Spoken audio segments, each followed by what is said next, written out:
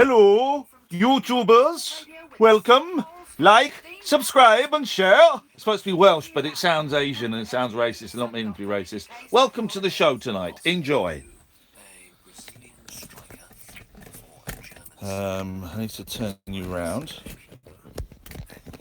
And just. Need a Panini World Cup sticker pack?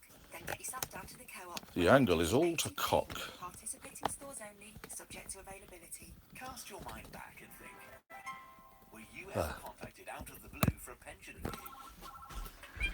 Hello. You advised to move your Bear with me while we set up. pension into a sick, self-invested personal pension. Yes, I was. You could be due thousands if you were sold.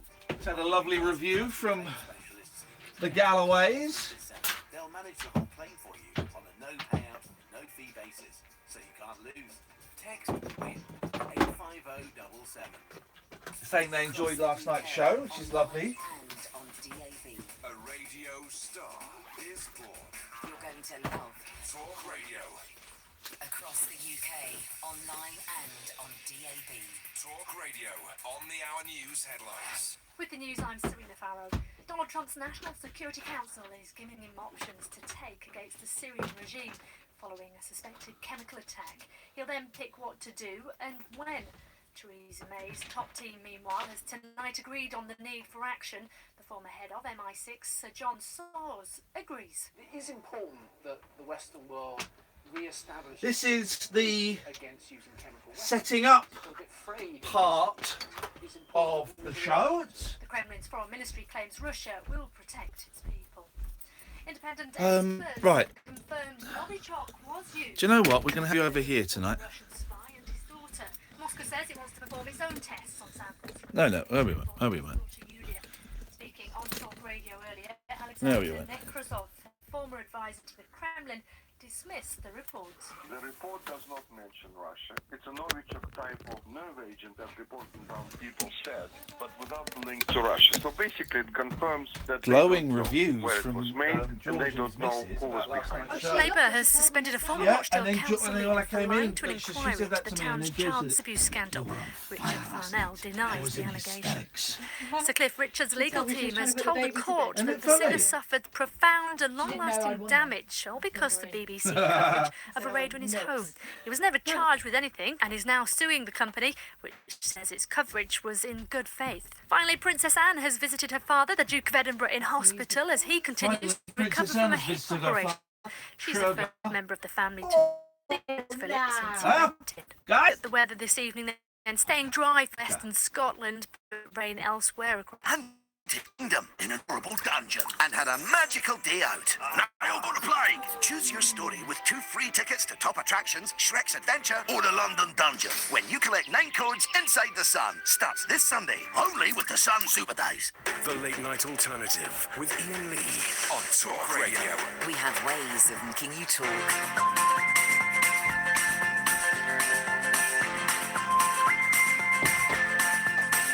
There's a voice that keeps on calling me. Down the road, it's where I'll always be. Every stop I make a new friend. Can't stay for long, just turn around and I'm gone again. Maybe tomorrow I'll wanna settle down. Until tomorrow I'll just keep moving on. Down this road that never seems to end. When your adventure lies just around the bend. So if you wanna join me for a while, just grab your hat, come travel light, that's old style. Maybe tomorrow I'll wanna settle down. Until tomorrow, the whole world is my home. So if you wanna join me for a while, just grab your hat, come travel light, that's old style. Maybe tomorrow I'll wanna settle down. Until tomorrow, I'll just keep moving on.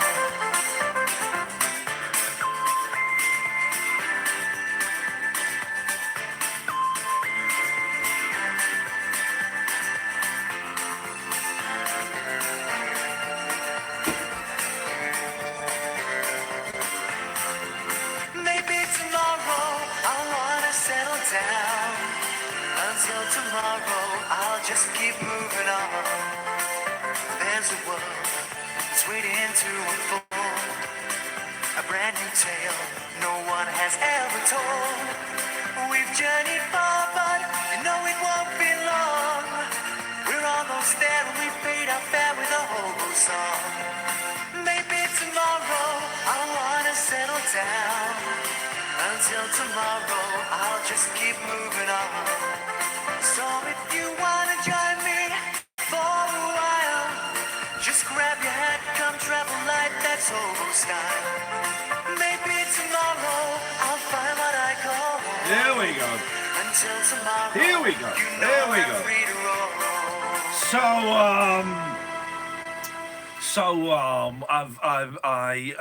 I've got super glue on my fingers today. But here's the thing. So I collected my kids from. By the way, this is the late night alternative with myself, Iain Lee. Catherine Boyle is there. Hi. You can be part of the show anytime you flipping want. You just pick up the telephone and you dial 0344 499 1000. You speak to Katie. She'll take your name and number. She'll give you a call back. Bishy bashy boshy.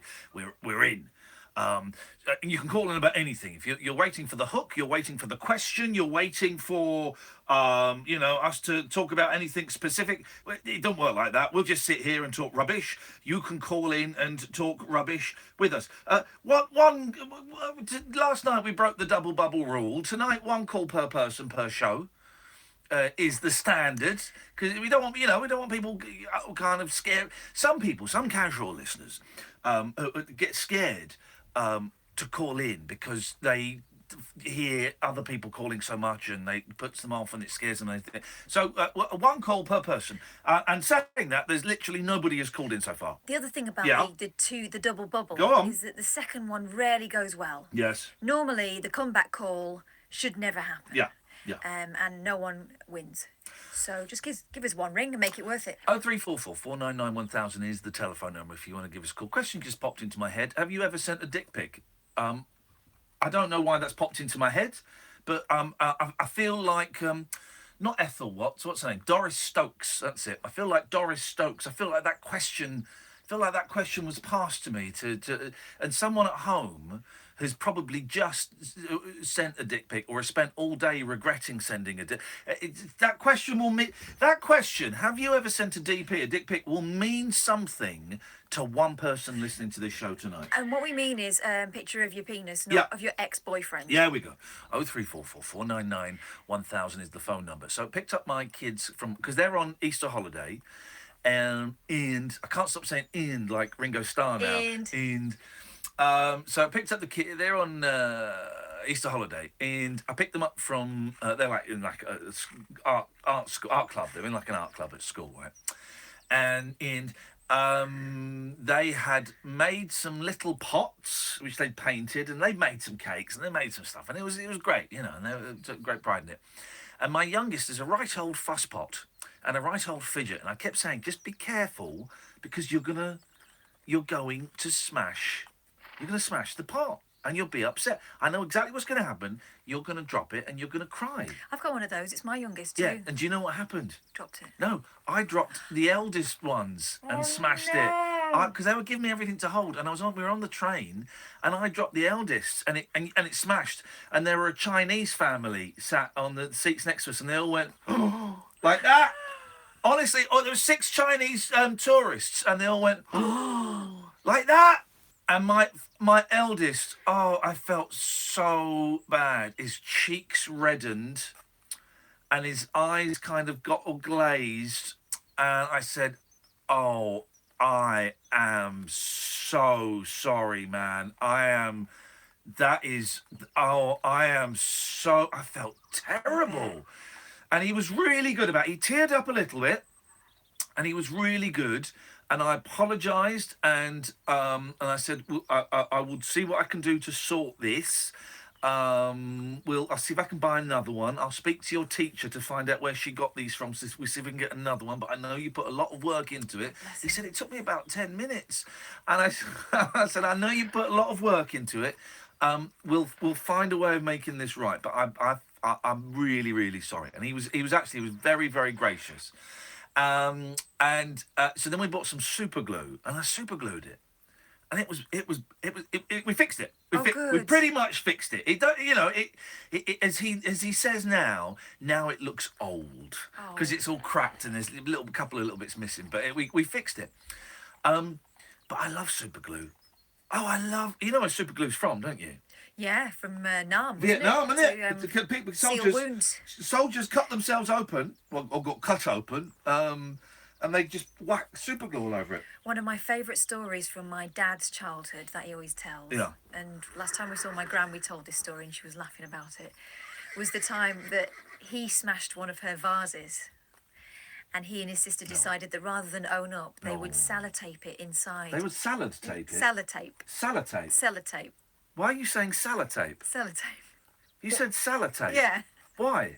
I don't know. I guess that's what I say. Okay, so you say sellotape. Is it sellotape? And, well, how's it spelled? Oh, God. It's sellotape, right? And you have been mocking me for the last 5 years for milk. Yeah, sellotape. And you say sellotape. Sellotape. Wow. Silly tape. No. Anyway, so he taped it and got away with it for ages until one day she picked it up to dust and it just crunched in her hand. Well, we made a family mission out of this. Me and the two boys, we got some super glue and we fixed it. But what was brilliant was I got the pot stuck to my fingers. And my fingers are now covered. They're all right. I saw the red on your thumb. That's where a bit of the pot got stuck, and that's the paint came off. So it's not blood. Thank God. But I'm like a koala now. I could go. Oh no, they're like humans with fingerprints. Mm-hmm. I could go and do a robbery now, and get away with it scot-free, and I wouldn't need to wear gloves because no one could read my fingerprints. They're covered in super glue. So we did that. And we went and had a Nando. We had cheeky Nando's, which was great. And then we went and saw. And I gave them the choice. We could have gone to Staines to see Black Panther, which I wanted to see. I quite fancy that. Yeah. It's never going to happen. Or we could have gone to Slough to see I Love Dogs. And they chose I Love Dogs. Okay. The Wes Anderson film. Now, I love Wes Anderson. Right? The Royal Tenenbaums is one of my favourite movies of all time. Never seen it. Oh, you got to watch it, man. It's brilliant. The Grand Budapest Hotel. It's not. I don't prefer it, but it's a masterpiece. Oh God, the Grand Budapest Hotel. I prefer Tenenbaums, but Budapest Hotel. I'm going to say that for convenience sake. It's a masterpiece. It's an actual masterpiece. So we went and saw it. And the trailers made it look like, in the same way that the trailers for Tenenbaums made it look like a knockabout late 90s, what's the name of the guy that's in it? Ben Stiller comedy, and it's not. It's a heartbreaking tale of a family crumbling at the edges and crumbling within the centre of mental breakdown. The same with I Love Dogs. They made it look like a rip-roaring kids comedy, and it's not actually. It's a very sombre take on friendship. And it's great. It's a good film, and the kids really enjoyed it, but an half slow, and it was I don't know. There was just something. There was something missing, and I'm not buying into all that cultural appropriation. You know, it's saying there's all. Well, there's I saw one thing on Twitter ages ago where, God, the reaction to when one of these Japanese dogs sees a mushroom cloud and it just says, "Wow." It's not a mushroom cloud. You think there's a nuclear bomb. It's not. It's an aeroplane crashes and there's a puff of smoke goes up in the air. That's all it is. And I don't know. I tell you what I liked is there is a character. There is a young. She's only got a few lines. There is a young nurse or female medical assistant called Yoko Ono, played by Yoko Ono, and that I thought was brilliant. There's some brilliant bits in it, but overall, it's just left me feeling a bit wow. I heard Wes Anderson talking to Adam Buxton about it. Oh yeah. And it made me fancy watching it. But he was talking about the cultural appropriation a little bit, and they were saying that he worked with his mate on it, a Japanese guy. Yeah. The same guy that did the voice of the president. Okay. Yeah. And so he did take guidance on it. But also, the Japanese characters speak Japan. There are Japanese actors there. The dogs, it's his ensemble that he always uses. It's Jeff Goldblum, it's Bill Murray, Bryan Cranston for the film. It's the people that he always uses. It's his stable of actors. Now, of course, I'm aware that I'm a white middle-class, middle-aged heterosexual man saying that. So what do I know? But I'm not a Japanese person. I don't know. I thought. Anyway, I thought it was an all right film. The Japanese, however, do have cause to reprimand themselves. Yes. Because I spent far too long playing Final Fantasy today, Final Fantasy X. Terrible. And my first foray into gaming since I've had my own home.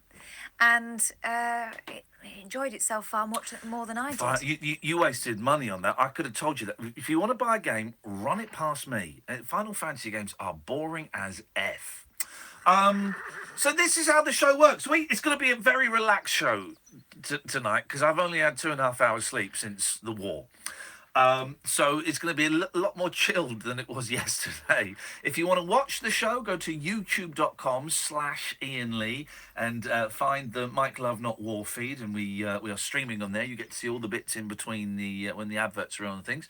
But you're welcome to call in about absolutely anything you want. 0344 499 1000. This is the Late Night Alternative with Iain Lee and Catherine Boyle on Talk Radio. Talk Radio. Talk and entertainment across the nation. Talk Radio. Give it some lift. Get set for a getaway when we say hole yeah on Talk Radio with the Sun Holes from £15. Listen to Julia Hartley Brewer at breakfast this Friday morning from 6:30 as she reveals how to make the most of the UK coast, which holes are topping the polls, and how you can have family fun for under a tenner. Don't miss Hole Yeah on Talk Radio with the Sun Holes. Great value breaks from just 50. We'll do whatever it takes to make sure your big wheels keep on turning. Our mechanics usually fix your car within 30 minutes of arriving. Breakdown cover from the AA, because anything can happen.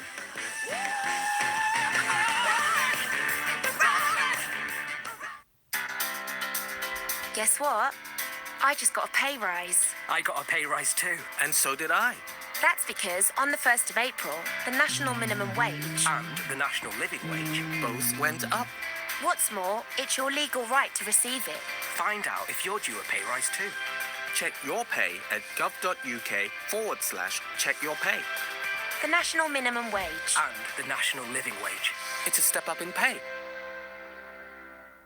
When the McCulloch man mows his lawn with his McCulloch lawnmower, he powers through even the toughest grass with one goal in mind: to finish the job before the match starts. And with his McCulloch lawnmower, he's got the power to get the job done. That's why his mates envy his lawn, as well as his team. Get your McCulloch lawnmower and other garden power tools at good DIY stores nationwide or at McCulloch.com. McCulloch, the power to get the job done.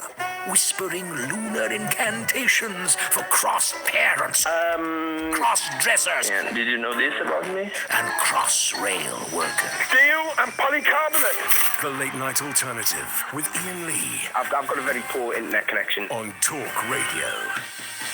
Okay, well, I hope you sleep at night knowing you just blown up a 12-year-old. Yep, you missed. If you weren't listening yesterday, well, then you missed that, guys. That's what you missed. 0344 499 1000 is the telephone number.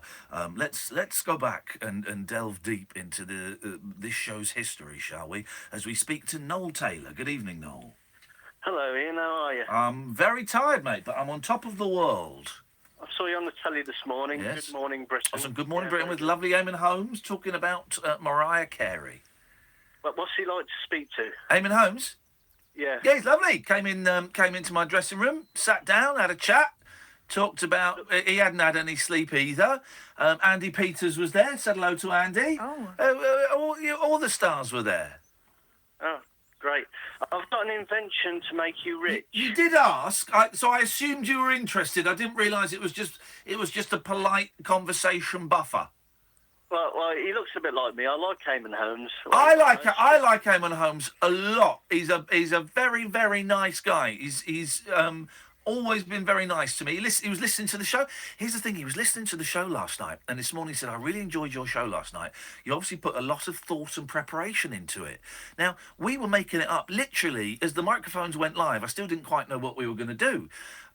So, of course, I said to him, yeah, that took hours of planning and prep. Yeah, of course, that took ages. But he's like, anyway, you've got an invention that's going to make me rich. This is what we need. Yeah. This is what we need. In times of need, I'm looking to buy a new house on my own, striking out on my own, Noel Taylor. I need all the financial help I can get. Well, this is a bacon weight, not 5 minutes, but heavyweight. A bacon heavyweight. Tell me more. Tell me more. It's a bit like an iron, and it's 7 inches by 4 inches at the base. Yes. And you put it on the bacon so it cooks it evenly. Deep and crisp and even. Instead of sticking a spatula on the back of it. Oh, well, you could do that, Catherine. You're so clever. Oh, no. Well, hang on a minute. So this already exists in a spatula form. But, you could go and do something else. Couldn't you? You could stick the weight on and go and do something else. So you're back in the game. No, you can't, because you can't leave hot fat unattended. Well, that was disappointing, Noel. It works, honestly, it works. Yeah, but people can do it already. But you have to stand there all the time with the spatula. Well, you've got to. Yes, cooking bacon. Cooking bacon takes about 3 minutes. Would do with this. Oh, it speeds. But what would you do? Well, also, you've got your eggs going at the same time, haven't you? Yeah, I've invented something for that as well. It's like a dish. You can get these like cooking dishes. Yes. And you put a little bit of oil in it. Yeah. And you crack the egg into that, and then it cooks the egg evenly at the same time that it cooks the sausages and the bacon. Well, I think that's called a saucepan, isn't it, or a frying pan? No, it's the normal cooking saucepans. Frying pan. I introduced saucepans into this, and I'm really sorry. That was my bad. Frying pans, I mean. And when this gets put into the podcast, we'll edit it so it's all nice and smooth. Yes. I mean a baking tray, a small baking tray. Yes. That's about 4 inches. 4 by 7 inches and 5 inches by round 5 inches. Okay, 5 inches in diameter. Yeah. And what In you diameter, put that in yeah. the frying pan? Yeah, and you put a bit of oil in it. They exist. They exist already. So they're not in this way, not in this fashion. Well, tell me what's different about this fashion. It means that it cooks the bacon at the same rate as it cooks because the bacon cooks quicker than the egg. Yeah. I mean, the egg cooks quicker than the bacon and the sausages. Yeah, and the sausages. So that's the whole point of it. Yes. Okay. And it comes out nice and round and, Okay. Okay. Well, as we said before, we feel that maybe this is something that's already been done with a human application, admittedly, but safety-wise, it's probably best to attend to your bacon rather than to be winding about. So for that reason, I'm out. Yeah, and I've got to say, this sounds like like a terrible business plan. You invented something that already exists. It's called a frying pan, and for that reason, I'm out. Well, luckily, I haven't patented it. Well, we wish you best of luck. You have patented? No, I never patent anything. No. My brothers spent 25,000 on a patent for a stable table, and it's just a waste of money. Stable to table? Stable table or able table. Hang on a minute. Is that something you slide underneath one of the feet? Hang on, a stable table is a table. I've got one. You just the leg on it. No? Yeah, just the leg on it. I don't know much about it. So hang on a minute. He spent 25 grand on a patent for a table where one of the legs you can screw and make it higher or lower. I think you can use a key in it so that nobody can just come along and adjust it. No one can adjust your table without that key. Yeah. Now I would buy one of those. That sounds great. Well, he's cleverer than me. He certainly is. Noel, nice to talk to you, mate. Thanks very much. Bye-bye. Just buy a table where the legs are the right thing. There we go. Let's go to Dorothy. Good evening, Dorothy. Good evening, Ian. Good evening, Pat. How are you? I feel that this show is a little bit like the White Album after last night's Sgt. Pepper. Sergeant Pepper is all full of tricks and gimmicks and gizmos and packed to the rafters with innovation. Then after that, the Beatles were run out of steam, and so they just released, a really stripped back, sprawling, too long, too many bits in it that didn't really work double album. And that's what Tonight Show is. Tonight Show is the White Album, Dorothy. Oh, I'm sorry. Is that a good thing or a bad thing? Well, do you know what? It's an all right thing, actually. There's the White Album. I love the White Album, but so many people say it's a double album. And it's got some great songs back in the USSR, and it's got some terrible songs, Obla Di, Obla Da, and stuff like that. And a lot of people say, including George Martin, it should have been a single album. We should have just taken off all the weaker tracks and put it as a single album. I was listening to this great interview with Paul McCartney, who's going, yeah, a lot of people say, that we should have taken half the tracks off and put it out as a single album. But you know what? It's the bloody White Album by the bloody Beatles. It's fantastic. I thought that was great. It's the bloody White Album by the bloody Beatles. It's fantastic. Very good. There we go. Very good. What you got for us, Dorothy? Well, firstly, you've encouraged me to dig out all my old Beatle records and listen to them again. Oh, good for you. Everyone should. And listen to them on vinyl because they're fab. I've only got them on vinyl. They're all on vinyl. I've got the Beach Boys, the Kinks, all those sort of things. It's just fabulous. But I don't want to waste your time or Kath's time this evening, but I've just been desperate to call you because I finished my walk all over. Oh, it's Dotty Dorothy, right? It's the woman who couldn't work a computer, but was raising money. Now, was it for breast cancer? It was for cancer research. Cancer UK. research, and she was walking, and then towards the end of it, she injured herself. I think she broke her spine or something happened, but she crawled the last 3 or 4 days of it. Have I got that right, Dorothy? Not quite. No, not quite. Oh. On the very last day, I twisted my left knee and That was it. Ballooned up. How do you know that? Did you get my email then? I think didn't you phone us up and tell us? Wasn't it her brother? No. Sent a picture. What? I've seen a picture. My daughter must have tweeted There was a that doc, to but you. there's a picture on Twitter. But that picture, I knew that anyway, didn't you? Did you email? Maybe you did. So I feel that we've had this conversation before, Dorothy. No, we haven't had this conversation. What I did Deja vu. is All over again. This is funny because I emailed you. Yeah. And then I emailed you and said, Ian, did you get my email? Yeah, you're one of them. You're a nut job. Yeah. You've crossed the line. Absolutely. Well. But I had a phone call with Cancer Research today, and I was just, I don't want to sort of sound like I'm showing off or anything. Blow your own trumpet. Get your trumpet out and start blowing on it. There we go. I've never, ever been topping anything in my life. Yeah. But he phoned me today and said that I was in the top 5. What? And when I gave this walk all over cancer was nationwide, and lots of people have done it. And I was one of the top 5 people that have raised the most money. You're joking.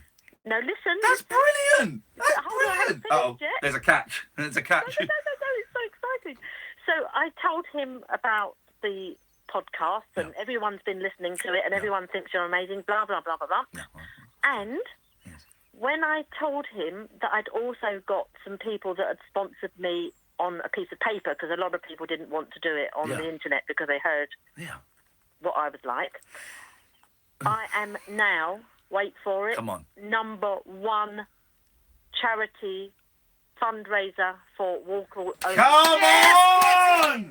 Get in there, Dorothy! She hasn't got a clue how to survive in the modern world, but she's cured cancer single-handedly. It's Dorothy! Don't say that. Hey, congratulations. That's brilliant news. Thank you. And what he said was, because I sent him photographs of me walking in the snow, in the rain, in the cold, he said I had amazing thighs, stamina, buttocks, and that sort of things.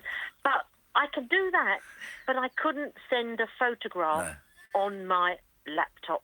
No. Well, stay like that, because that's charming and that's delightful and that's. But how much money did you raise? So I raised. Are you sitting down? Yes.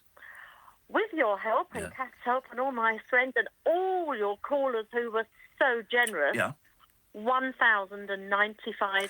Hey, that's brilliant, Dorothy. Well done, you. Congratulations. Genuinely, that's really, really good news, and you should feel very proud of yourself for doing that. I sort of feel I've achieved something. Yeah. To be phoned up by Cancer Research to be told I was the #1 fundraiser. Are they going to give you the secret cannabis cancer cure that we all know exists, but the big med companies don't want us to know? The pharma company. Never. They're not going to give you that. That's a shame.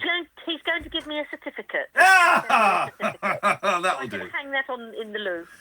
You should be, Dorothy. You should be very, very proud of yourself. That's really good news, and thank you for letting us know. No, and thank all your callers that supported me, because they were, and yourself and Kath. It's amazing. It was mainly me and Kath. Thank you, and keep up your lovely, lovely show. I love it every night. Thank you, Dorothy. Take care. Thank you. God Ta-ta. bless. There we go. That's what a lovely bit of good news. She's wonderful. Isn't that delightful? Good for you, Dorothy. Well done. 0344 499 1000 is the phone number. A nice laid-back show this evening. This is the late night alternative with Iain Lee and Catherine Boyle on Talk Radio. Greetings, Earthlings. We come in peace. We wish to communicate with your leader. I'm Howard Hughes. Join me this Sunday night from 10 for a trip into the outer limits. Untwist the lid on Talk Radio's specimen jar of the psychic, the supernatural, and the simply unexplained. The Unexplained with Howard Hughes. Sunday night from 10, Earth time, on Talk Radio. Take a trip into the alternate reality of late night radio. I think I'm in something like the Matrix, and so are you. The late night alternative. Hello. With Iain Lee. Is there anybody out there? On Talk Radio. Hello. Well, Robert has just tweeted me a picture of a bacon press. So, once again, Noel, it exists. But keep on keeping on, man. Keep on keeping on. One of these ideas will stick. And No, make they him a million. won't. They won't. Even if you invented glue, it wouldn't stick. 0344 499 1000 is the telephone number if you want to give us a call. Evening, Hemo. Not impressed with that bacon press. Sorry? Dorothy's good, isn't it? Yeah, it's good. It's good. So happy. That's very nice. I was just calling because I broke something too. Oh, go on. Well, I broke my kid's. I've got the look on his face, Kath, when it dropped and it smashed. And seriously, 6 Chinese people went, oh, it was awful. And what makes it worse is that it's the older one who is, again, like mine, dignified. Yeah. And if he'd have just gone nuts, you could take it and it'd be over. But it's just the fact that they're so grown up. And I had about to it, say, right? I said to him, you can be angry with me because I feel terrible. You can feel angry. That's okay. I'm really worried because of the stuff that's going on at home. I'm really worried that they're not that they're internalising stuff, and I want them to let them know that it's all right to express your feelings. And I was saying to him, if you're angry with me, you can be angry. That's acceptable. If you're sad, that's whatever you're feeling, that is fine, and we can, and all of that. And, what do you say? The fact that you tried to help, fix it, amend it. Oh, I tell you what he did. He's a genius, right? I said to him, I'm going to try and find a way today to make this better, right? So then we're off to see the film, but we had about an hour to go before the film. So we're just wandering through Slough, which is really, there are hardly, it's all mobile phone shops there now. And there's a sex shop, a computer exchange, right? And so I said, well, let's go have a look in there. And he said, you know what would really make me feel better? Is if you bought me a computer game for the 3DS. I went, oh, son. You have played an absolute blinder there. That little wobble in his he was doing the wobble, and then as I was acknowledging it, the sides of his mouth went up, and he couldn't look at me. He couldn't look me in the eyes, going, "Boy, you have played an absolute blinder, and you know that if I buy you one, I've got to buy your brother one as well, haven't I?" And he kind of went. They both get to share them, I suppose. Yeah, I suppose you do. And I bought him a couple of second-hand games. I thought fair play. He's worked it. Anyway, Hemo, what did you break? I broke a lampshade. Here we go. Tell us what happened, buddy. I was working at this big furniture shop. Yeah. But it was a very expensive one, and I was moving a lampshade, and I dropped it, caught it on my foot. It was like a big round thing. And it toppled off my foot ever so slightly and slowly, and bang! It just exploded, made a glass exploded. The lady whose shop it was, she just screamed, ran over, and then she screamed again. It was worth £3,000, over £3,000. What's the sign they have up in pound shops? If you break it, All breakages must be paid. all breakages must be paid for, Hemo. That's the thing, and I thought I would. I thought that was it. I was done. But yeah, she just sort of nodded it off eventually. She was like, oh well. What? Oh well. Yeah. Oh well. £3,000. Oh well. I suspect that price tag may have been a little bit bumped up by her. I thought that. It was probably 30 quid, but everything in the shop was mega expensive. So, but you didn't what? You don't work there? I don't work there anymore. Oh, what? This was years ago. Oh, hang on a minute. You said you broke something today. Nah, I didn't say I broke something today. Catherine. I thought you said Just today. breaking hearts. Hang on a minute, That's all Kate. I Hang on did a minute. today. We're bringing in an independent adjudicator now that we know that she's not 14 and she's actually a grown woman. Katie, can you just let us know what Hemo said? He definitely said I broke something today. Yeah, I broke girls' hearts. That's all. Hang on a second, Oh, shut Roger. Good evening, Ian. What did Hemo say? He broke something today. I was only half listening, if I'm going to be honest. So I'm still trying to formulate what I was going to say. So. Who's doing? Is it Hemo. Hemo's doing Gollum. Right, hang on. Alistair. Too slow. Andre. Hiya. Yeah. Did Hemo say? Andre. Yes. Did Hemo say that he had broken something today? Yeah, he did say bounce off his foot or something. Yeah. No, we got that. Yeah. But did he say that he'd broken something today? Yeah, something about saying a stop or something, was it? Yeah. Okay. Right. I mean, so there we have it. You've been tried Yeah, by. great jury there. Yeah, you've been tried by three good men and women, good, true, and three blokes. Three blokes have said some stuff. Yeah. So. Well, I apologise for my slip up. It was a few years ago. Well, it was probably Slip about up? 7 or 8 years. You mean lie? There we go. It's an absolute lie. I mean, what a chancer. What a chance. Almost as good as that fella on Can't Pay, Take It Away tonight. They were looking all over the place for him. Poverty He wasn't in the house, was he? It was weird. Can't Pay, Take It Away. Right? It was poverty porn, and I shouldn't really watch it because it's not very nice. But yeah, they went round to look for this bloke and to repossess stuff, and his brother said, "Oh, he's not here. Don't know where he is." Haven't got his number. Yeah, I phoned his wife. No, she doesn't know where he is. And meanwhile, they're looking through his room, right? And they're in there for ages, digging up stuff. And then the duvet moves, and this bloke gets up from the side of the bed, and does the whole. He's right. They've been in there for an hour. Does the whole. Oh dear, what's going on? Does all that, and the bailiffs are like, "What is it?" He said, "Were you hiding under the bed?" He said, "No, I fell." I fell out of bed. But he's doing the. What's going on here? What an absolute chancer.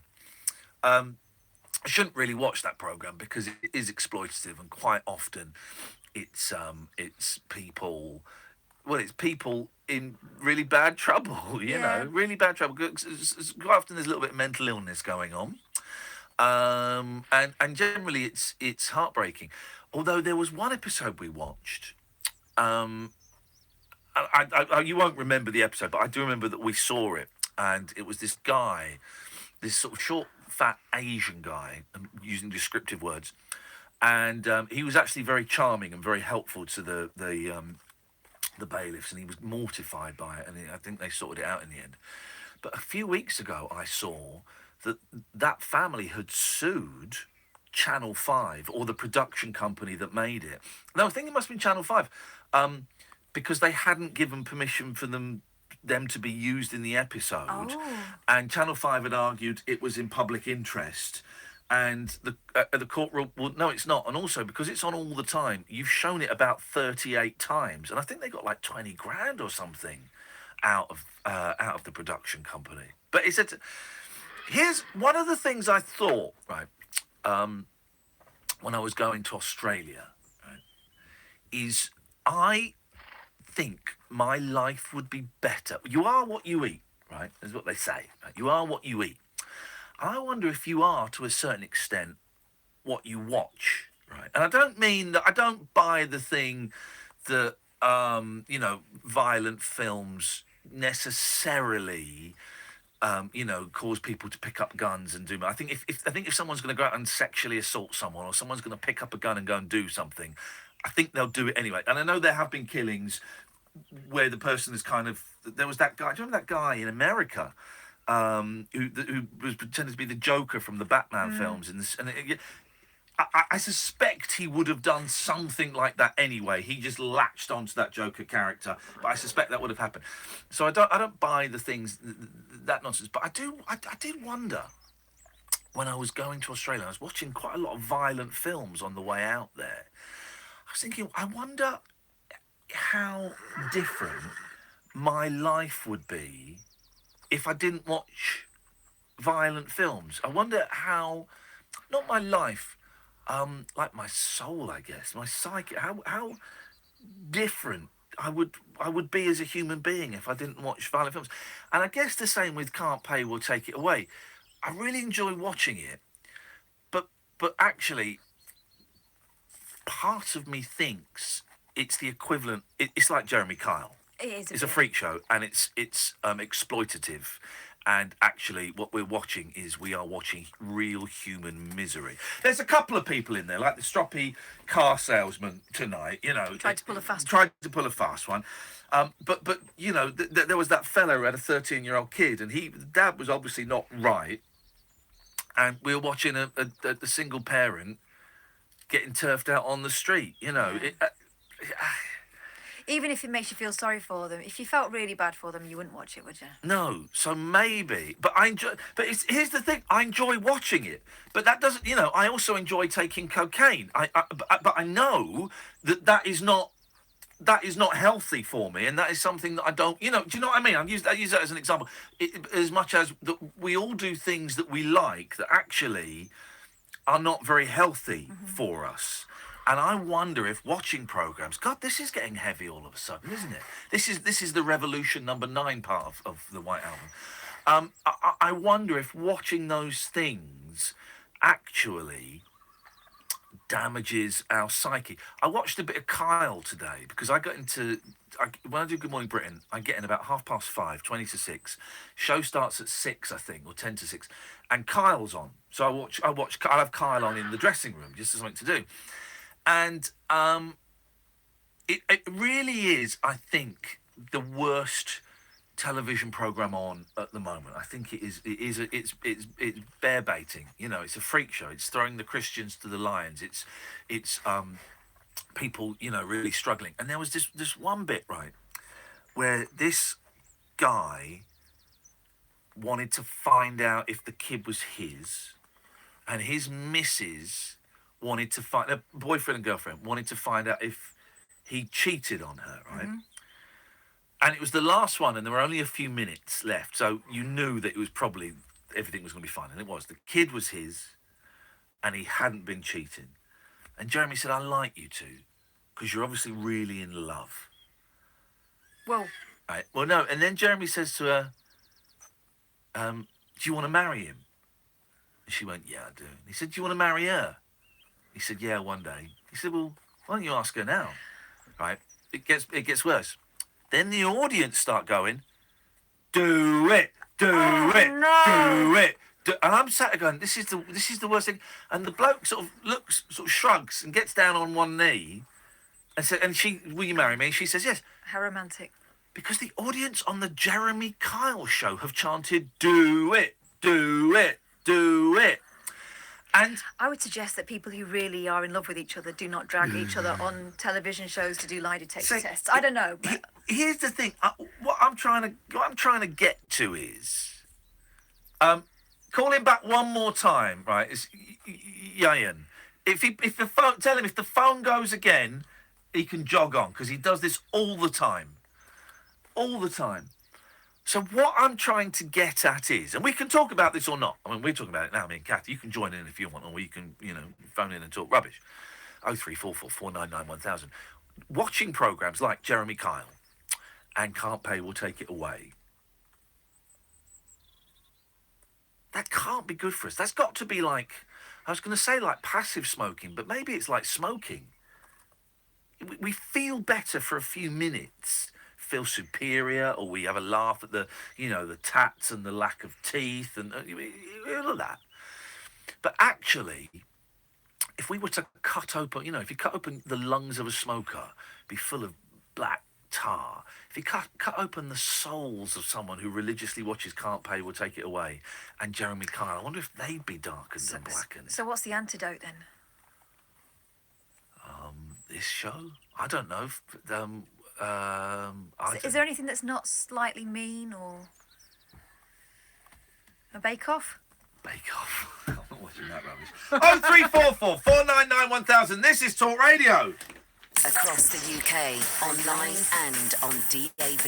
A new kind of talk radio. We'll get you talking. Countdown to Brexit on Talk Radio with The Times. Know your times. The clock is ticking as the UK prepares to officially leave the European Union. Listen to the No Nonsense Breakfast with Julia Hartley-Brewer tomorrow morning from 6:30, when she'll be joined by Times journalists to discuss the latest Brexit developments. Don't just be informed, be well informed with debate, analysis and opinion from right across the political spectrum. Countdown to Brexit with Julia Hartley-Brewer, weekday mornings from 6:30 on Talk Radio with The Times. Asteroid approaching. Mayday. Open the airlock. Okay, keep your hair on. Right, engaging airlock. Now, where is it? This one? Airlock engaged. Oh, yes, come on in. Yes!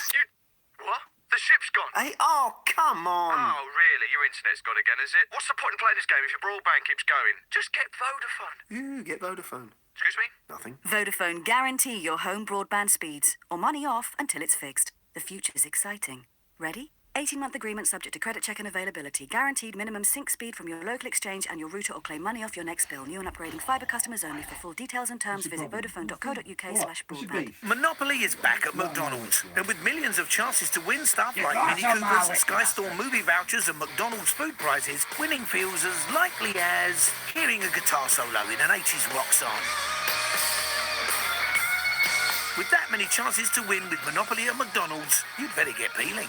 Yeah, Tina, you can watch the right stuff. Ends 1st of May. Selected items in UK restaurants from 10:30am. Subject to availability. 16 or over to play. For price conditions and other rules, visit mcdonalds.co.uk/monopoly or see in restaurants. Across the UK, online and on DAB. Weekends with Penny Smith. On Talk Radio. I'm Penny Smith. Join me on Talk Radio for the perfect weekend breakfast. I'm going to be reviewing the papers, taking a look at all the best new film, book and theatre releases, and I'm going to be chatting to a whole host of celebrity guests live in the studio. Weekends with Penny Smith, Saturday and Sunday morning from 7. On Talk Radio, we'll get you talking. Across the UK, online and on DAB. The Late Night Alternative with Iain Lee on Talk Radio. 0344 499 1000. Let's go to Ricardo. Good evening, Ricardo. Oh, good evening, Ian. Good evening, Kath. Hello, Ricardo. Good evening, Katie. No. That is no. She's a temporary secretary, to quote the Paul McCartney song. She's not a member of this team. She's nothing to do with us. So don't get attached. Don't name them. No, please don't. Please don't. She's just a helping hand. She's literally got one if hand. anything like thingy or what? What's your name or what's your name? What's your name? No, I just want to say Brazil. Alan, or the movie, or the country? Yeah, the country. Yeah. Oh, we're not doing a war games anymore. You must have missed the end, my friend. I own the world. Yeah, that was yesterday, dude. Oh, come on. So Kath's literally the ruler of the world. Yeah. We all knew it. It's now official. So Kath the merciless? What, merciless? Yeah. It's easy for you to say, except it's not, and that's why I said it's easy for you to say, because it was a joke. It's a good one. Yeah, but I put my teeth back right in. What are we talking about tonight, Ian? What are you talking about? We're talking about idiots phoning up and not knowing what they want to talk about. Apparently, I'm talking about stuff from yesterday. Yep. What about tonight? Okay, well, you have a think about it, Ricardo, and we'll speak about it tomorrow. what am I supposed to do? Just listen to the show for a minute, or have something you want to talk about. Roger's been listening, and he's got something he wants to talk about. Good evening, Roger. Yeah, good evening. Evening, Kath. Is everyone drunk tonight? Is everyone slurring? Wish I was. I'm on energy drinks at the moment. Oh. Don't do that. God. Oh, no, I don't do it very often. Pussy? But on the subject of what you were talking about with the programmes, there's a big difference between there's a big difference between fictional violence and things like Can't Pay, We'll Take It Away, or Jeremy Kyle. One's real, one isn't. Yes, yes. Hence the word fictional. Yeah, and I really dislike Can't Pay, Take It Away. Go on. Just don't like it at all. That's not what I wanted to talk about. Well, you started talking about it. Right. I got into an argument with one of the people on Can't Pay, We'll Take It Away. A very fringy character in it. Though. Yeah, a very minor character. An argument on Ironically, 'cause he's Twitter bald. because he thought I was. I don't know why he started tweeting me, but he thought I wasn't a man because I cried in the jungle. I don't know why. This was like a while after the jungle, and he started having a pop at me for some reason. And with people like that, it's easy. You just sort of retweet them, and everyone else piles in, and you haven't got to do anything, But he thought I wasn't a man, and everyone's going, yeah, but you go around to really vulnerable people and take their TVs. What's your contribution to society? You lunk. Anyway, Roger, if that's not what you called in to talk about, I can't wait to hear what you have called in to talk about. I'm worried about going to sleep tonight, Ian, and it's all your fault. Yeah, that's right, because I will be prowling through Doncaster this evening with my sex trumpet ready to blow in the ear of one lucky male. Ooh, I can't wait. I watched Threads today. Yay! Now, no spoilers, because Catherine hasn't watched it yet, and I must remember to pick it up tomorrow. I've got an idea of what happened. Yes, mate. They're sending us a copy. Are they? Yeah. Are they really? Rhys Dinsdale's coming on to talk about Threads in a few weeks' time, which I can't wait, and other stuff as well. But had you never seen it before, Roger? I thought I had, but no, I'd not seen it before. Yeah, you wouldn't forget it if you'd have seen it. I wouldn't forget that. I'm just going to throw a few things out there, right? And bearing in mind, Kath hasn't seen it, so let's tread carefully. Yep. Traffic wardens with machine guns. That was creepy. The woman wetting herself in the street. The bit where they're hiding behind the door they've got propped up against the wall. That reminded me of something else, which I then ordered. When the Wind Blows, which I haven't seen for many, many, many years. Now, that's the nuclear cartoon, isn't it? I've never seen When the Wind Blows. It is brilliant. It's as bleak as Threads. Actually, we made a mistake, and we put that on straight after the Snowman one Christmas for the kids. You didn't. Of course we didn't. Of course we didn't. I've not seen that. But I here's the thing. I've got a penchant. I bought it with my TV money. No, I've got a penchant for for apocalyptic and nuclear films. So I went on a binge. So I've not seen When the Wind Blows, but there's one with Steve Guttenberg, the day after, which is incredible. Which is kind of like the American Threads. It really is grim. There's what is it? There's another one. Oh, I can't think. Oh, there's the one. There's an American one called By Dawn's Early Light, which is about a limited nuclear conflict between the Soviet Union and America, and a lot of it's set on a bomber. Oh, I don't know that. Weren't you telling me about one called The Last Train? Was that a Korean thing? No, that's the zombie film. Oh, right. That's got zombies. Well, that could happen. That could be the end of the world, couldn't it? It could be. There's one that the BBC commissioned in about 1964, black and white, narrated by Michael Aspel, right? And it's done as though a nuclear attack is happening and what will go on. And the BBC refused to show it. They commissioned it, and then refused to to show it. Yeah, By Dawn's Early Light, the War Game. The War Game. There's a really good one. I can never remember the title of it. It's such a good film, right? It's 80s American film. And it's this guy, it's these kind of losers in this diner in LA, right? It's about 3 o'clock in the morning, and they're all kind of fretting about their life is going nowhere. And then the payphone rings. So this guy answers it, and someone goes, okay, there's going to be a nuclear bomb, and it's going to be launched on Los Angeles, and you need to get out of there now, okay? Listen, I can't talk for long. You need to... And the guy goes, hello, sorry, who is this? And the voice goes, is that not you, Mary Lou? And then you hear the phone being taken off him and then being shot and the phone being put down. And this guy's like, whoa. And the film is him sharing this information that he's got. And the whole film is people weighing up whether it was a hoax or whether it was real. It's really good. Oh, that sounds terrifying. Oh, mate, it's horrific. Someone tweet me the name of that film, because that is a great movie. Really good. Yeah, I would really recommend When the Wind Blows. Miracle Mile, thank you. It's got humour as well as the grimness. Miracle Mile is the film I was just talking about. Thank you, Dave. Miracle Mile, it's a cracking movie. When the Wind Blows, you know what, I will, because I do like a nuclear movie. I love a nuclear movie. And I think I'll end up buying the War Game as well. I was looking at that on Amazon earlier. Yes. Oh, listen to him sucking in his teeth. Look at that. That's because of the energy drinks. He's got a nuclear boner. I read a book in secondary school. Oh, show off. I read two. about 5. With Come on. RAF, the former RAF Finley being just outside Doncaster. Yeah.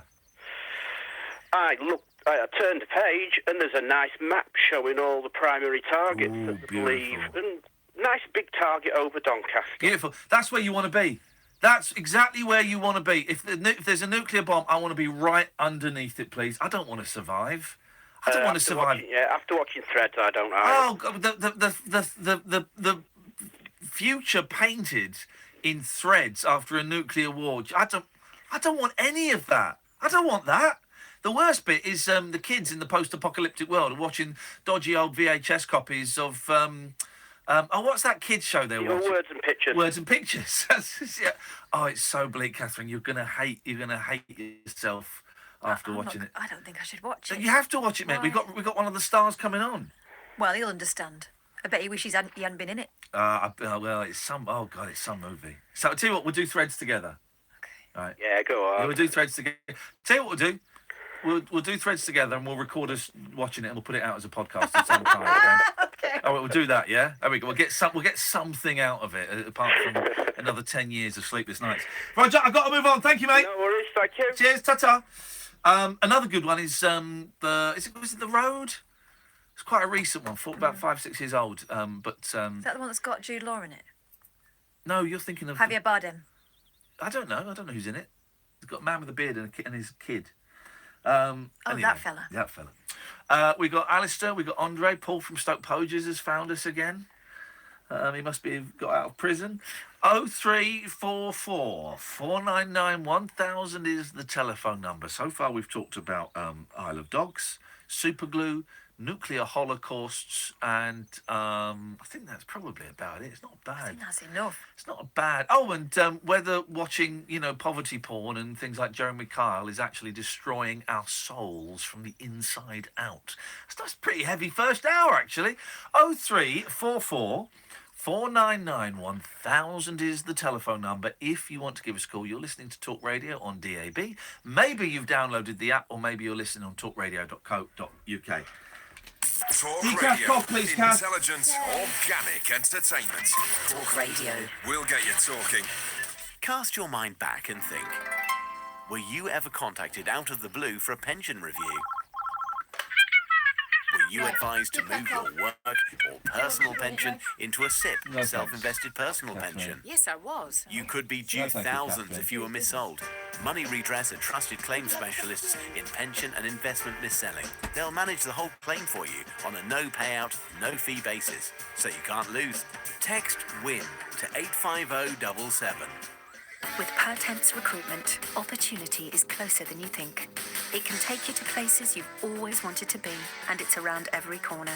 So if you're looking for your next permanent, temporary or contract opportunity, hop into one of our 200 local offices or search Per-Temps online. Per-Temps, the face of recruitment. You must have something I can use. I'm afraid not, madam. Our entire fleet of private jets has been booked out. We did have 13 planes available, but now all gone. How on earth am I supposed to get to Saint-Tropez this weekend? Nicer problems to have. This Friday the 13th, Euromillions is making 13 lucky guaranteed UK millionaires. Get your ticket for Friday's event. Not even a tiny chopper? Euromillions, only from the National Lottery. Rules and procedures apply. Players must be 16 or over. Once upon a time, a family met an ogre. No, a murderous beggar in an enchanted kingdom in an horrible dungeon and had a magical day out. I think it is better, Dean, because I'm streaming. We're not streaming through Periscope tonight because we had a few problems with the Wi-Fi. Or the London Dungeon, when you collect 9 codes inside the sun. Starts this Sunday, only with the Sun Super Days. Across the UK, online and on And it is much better, actually. Talk Radio. For those about to talk, we salute you. Across the UK, online and on DAB. Talk Radio on the Hour News headlines. With the news, I'm Serena Farrow. Theresa May's top team has agreed action needs to be taken to put President Assad off using chemical weapons in future. His regime denies using them to kill dozens in an attack on Saturday. The Prime Minister's cabinet met earlier and agreed that working with America and France to coordinate an international response was the way forward. But Russia's Foreign Ministry spokeswoman Maria Zakharova has issued a warning. Russia will protect its people on the ground. This is obvious, which is this is the task for each and every country in the world, to protect its citizens on the ground. Russia says it won't accept an official report into the Salisbury spy poisoning, which confirms a nerve agent was used. Moscow says it needs to access the samples taken from Sergei and Yulia Skripal. You wait longer in A&E now than ever before. Just under 85% of emergency patients were admitted within 4 hours last month. That's 10% less than the target. Darren Williams' 80-year-old father fell over at home and waited for 23 hours for an ambulance and then an extra 7 before being treated in hospital. He died a few days later. If my father had been seen before, we don't know, the 11 hours on the floor. The fact that, he was nearly 36 hours without any medication. We don't know if that's contributed to his passing. Carpetright will be closing down 92 stores and be cutting 300 jobs. It's all part of a restructuring plan, which amounts to a quarter of the firm's 400 outlets. And we're being told to expect a mini heat wave next week as hot air arrives from Europe. There'll be warm temperatures for everyone in the UK, with the south reaching a whopping mid... But when I wind up in the hay, it's only hay, hey, hey. I might jump an open drawbridge or Tarzan from a vine, 'cause I'm the unknown stuntman that makes Eastwood look so fine. I feel I screwed that up. There's another film where a nuclear attack goes off. This is quite a recent one. It doesn't get a very good score on Internet Movie Database, but I really enjoyed it. And these group of people, about 8 people, managed to lock themselves in the basement of a building while this nuclear... Well, you don't quite know what it is, right? You assume it's a nuclear, like sirens are going off, people are panicking. And these 8 people lock themselves in the basement of this building. And they're there for years. But it stinks. It does stink. And they all go... It gets very, very dark because they all go nuts. And at one, there's a mum with her daughter, and after being in there for about 3 years, they hear noises outside, right? And suddenly the door bursts open, and like a load of men in the hazard suits with machine guns burst in, grab the girl, pull her out, close the door, and then fuse it shut. It's great. It's a great film. It really, again, I don't know what it's called, but, 03444991000. This is the late night alternative on Talk Radio with myself, Iain Lee and Catherine Boyle. You can listen on DAB. You can download the app. You can go to talkradio.co.uk. You can also watch the show as it's happening live and watch all the other shows as they happened pre-recorded by going to youtube.com/Iain Lee. It's a show where we sit and we talk about absolutely nothing. And you're welcome to join in at any moment that you want. Blew my kids' minds today.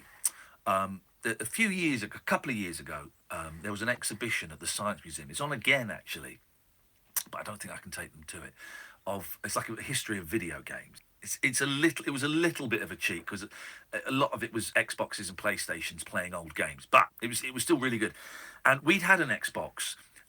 But the kids didn't know it could play games a couple of years ago. They thought it was just for Netflix and DVDs. And we're there playing like a Lego game on this Xbox in this exhibition. That's what Uncork the Genie, isn't it? Yeah. Yeah. And my eldest went, "This looks like the Xbox we've got." I said, "Yep, exactly the same." "Can ours play games?" I went, "You know what, guys? It can now." And that was it. And we were away. Well, today I blew their minds even more. They're 8 and 6, right? And don't let them play online. I haven't let them play online, okay, up until kind of yesterday. There's this great game that you can get for free on Xbox. I think you can get it on PlayStation called Roblox. Oh, right? my daughter's been playing that for ages. Oh, really? Yeah. Roblox. So what Roblox is? She's completely addicted to it. As far as you can tell me if I've got this right then, because we only learned about this last week. So it's game. It looks kind of Minecrafty and Lego-y, but it's games that users have made. You can join it for free and play all these games that people made. If you want to design your own game, you've got to pay like a fee or something like that. And people from all over the world pick these games, and some are more popular than others. The popular one in our house, we only worked it out last week, is natural disaster survival, where there's like about 30 of you, all real people. You can't talk to each other, which is why I'm cool with them playing it, because you can't communicate, right? Right. But you're running around and you're on like a sort of small island, and it will say tornado coming, and you've got a heart, and the tornado will kill you, and it's the people who survive. It's really simple. The one she's been playing is like sort of Sims or something, where she goes shopping and yeah. But she can talk to her friends as long as they've got each other's. Well, here we go. You see, here we pins go. or You can whatever see it's other people because you're on the Switch. No, this is on the laptop. Oh, on the laptop, is it? Okay, right. So we kind of introduced this into the house this week because they saw their older cousins playing it last week, and so we introduced it to the house this week, right? Yesterday I think it was. And then today, I dug out a headset, which I didn't know I had an Xbox headset in that house, but I did. And I texted my nephew and said, "What's your gamer tag?" And then I said, "Right, boys, we're going to try something." And we added my nephew, and we sent a few voice messages back and forth, and my boys were in hysterics sending voices. And I said, "Right, now we're going to start a party." They said, "What's that?" I said, "What?"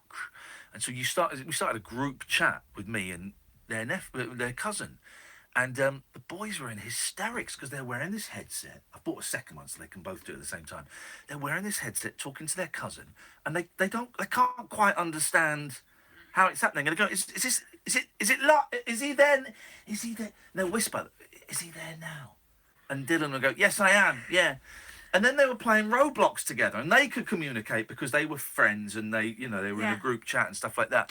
But it was so joyous to see them, their mind. And now that Dylan lives in England, they're in the same time zone, so they can play a bit more. And I was going, "Look, you can play FIFA together, if you want. You can play games that you play with each other." And that's all I'm going to do. I'm not going to let them go online with anyone else yet. Maybe a couple of friends at some point, but for the moment, this is a delightful introduction. You remember when we were kids and you had to you couldn't make a phone call till after 6, and you had to ask your mum and dad's permission. They'll have to ask permission to use this, but they can talk to their cousin and play a video game with them at the same time. That's incredible. Yeah, imagine. We're living in the future. We're living in the future, Tony. Hello, Ian. Hello, Tony. Hello, Kath. Hello, Tony. You were talking about apocalyptic movies and things, firstly. Yes. It's not strictly nuclear war, but have you seen a film called Without Warning? No, tell me more. It's basically done in the form of a news broadcast. I believe it was a TV movie. It's from 1994. Oh. And asteroids are detected coming towards the Earth. Okay. And basically it's done in the form of news broadcasts through the whole thing, like it's a rolling news channel. This but rings it's a very, very, rings very a good. bell. This rings a bell. Very, very, very good. And there's a good twist at the end. Oh, don't tell us. Well, now we know there's a twist, so we'll try and work it out. No, that sounds right up my strata. Yes, I thought you might give it a go. I love stuff like that. I've had people on Twitter recommending.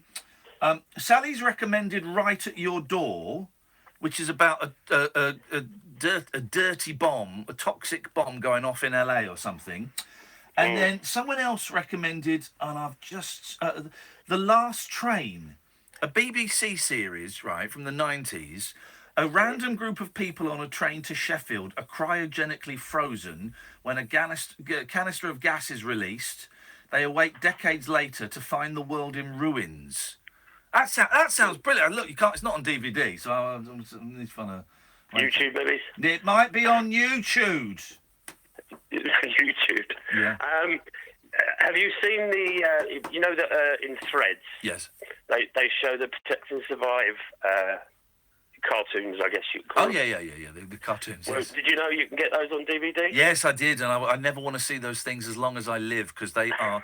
That sound of the air raid siren for a nuclear war, dear God, could you not have got like a friendly noise, like, like a beautiful trumpet solo, or the trumpet solo from Penny Lane? Couldn't we have that instead of that...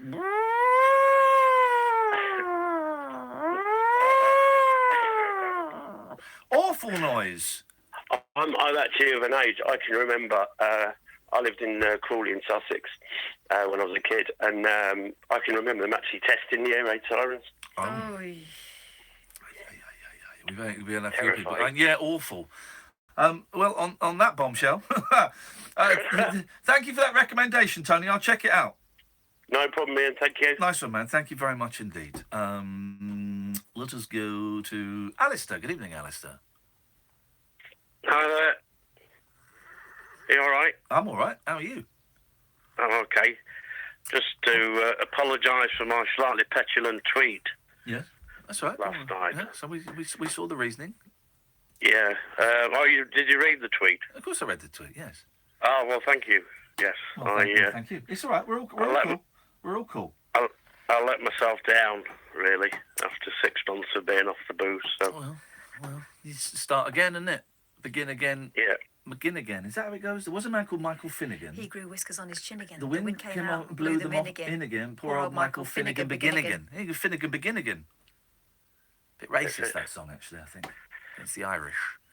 And their troubles, the Irish troubles. The beards. Can someone, people are asking me what the name of that film is, where the people go into the basement. The Day After. No. The one that you mentioned. Oh, yeah, that's the one with Steve Guttenberg. Yes. Great film. Yeah. But we're trying to find... but I'm trying to find the name of the one where it's about 10 years old, and they go into a basement of a apartment block when a nuclear attack happens. If someone knows the name of that, that would be really useful.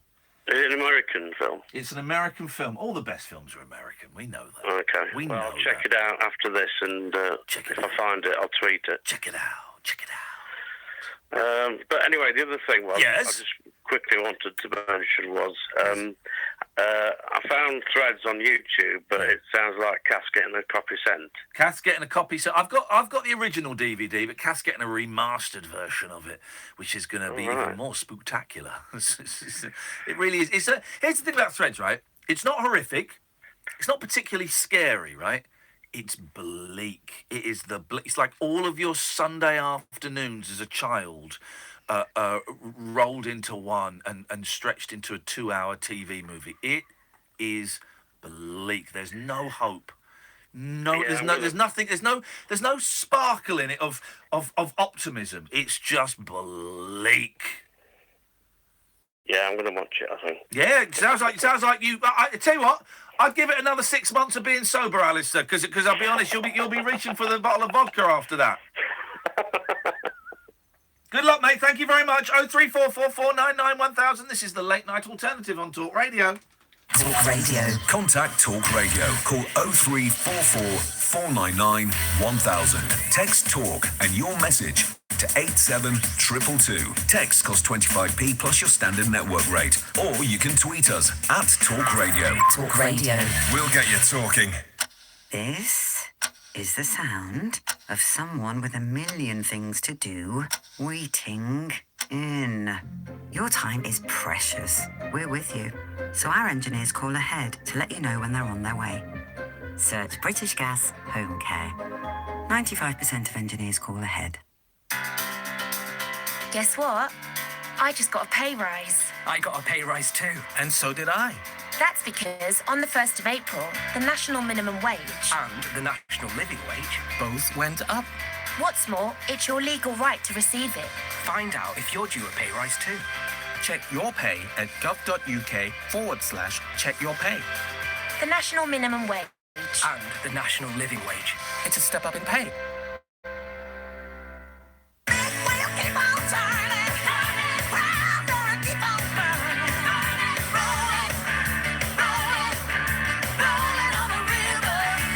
With breakdown cover from the AA, we'll do whatever it takes to make sure your big wheels keep on turning. Our mechanics usually fix your car within 30 minutes of arriving. Breakdown cover from the AA, because anything can happen.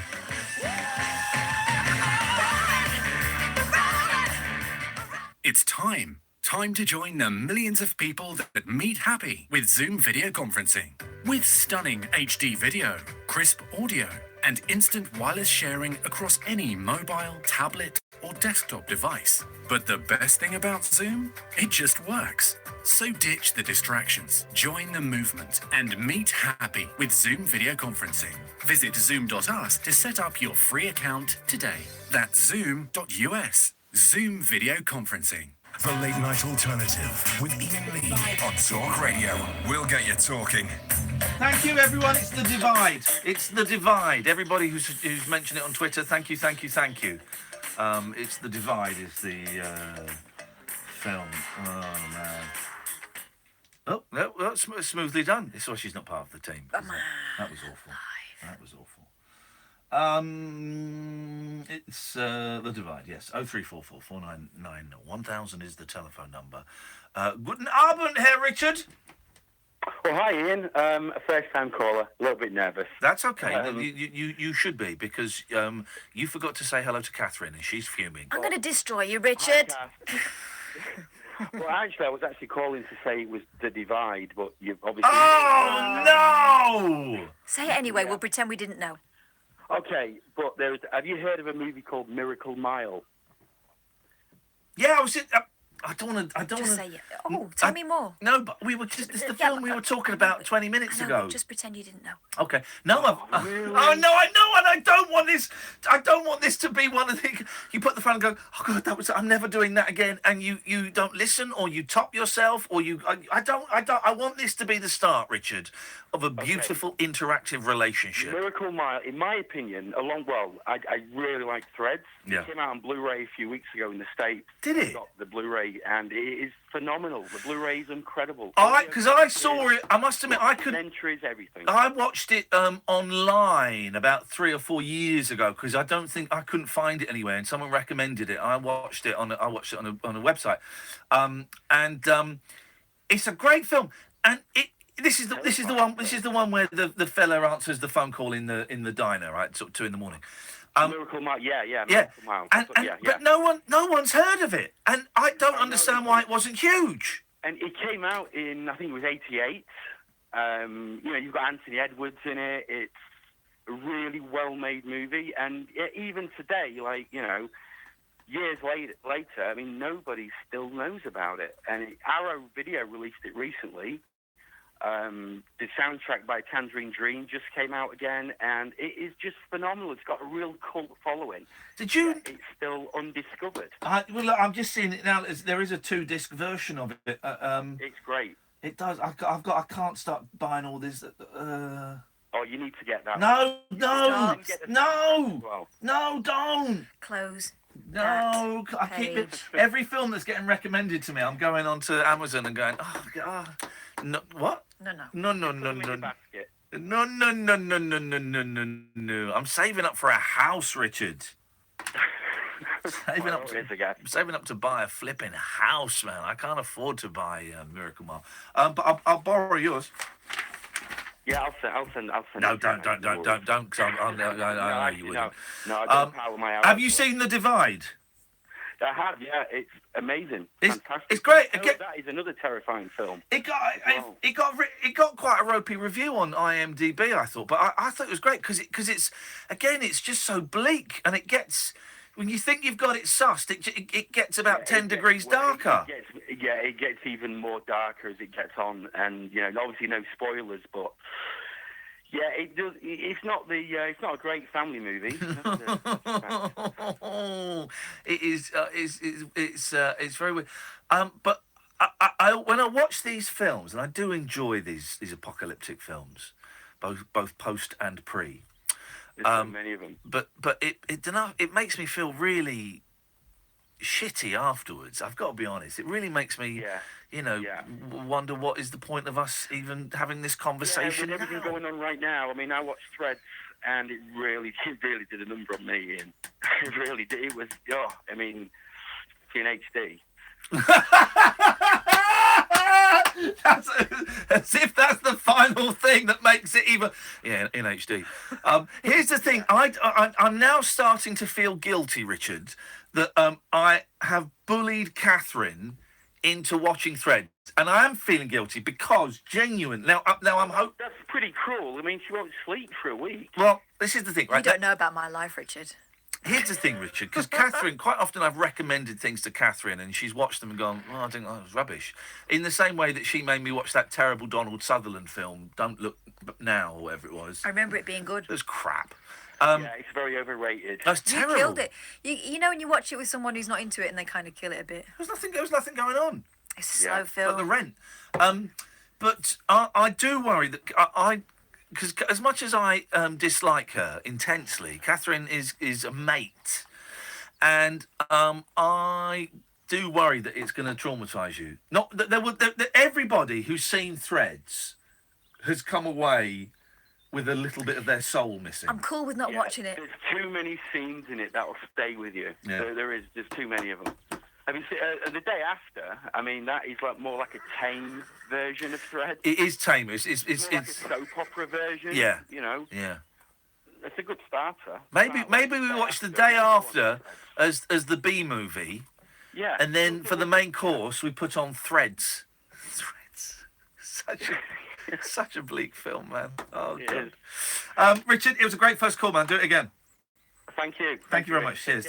I do feel bad now that I'm encouraging you to. Yeah, but not bad enough to let me off. Well, maybe I should. Maybe I should, because genuinely, it is traumatic. Am I going to be traumatised? You could be traumatised. I cannot think of anything that's had a more lasting negative effect on me. I saw that when I was like about 14. I still have nightmares about it to this day. Right. Well.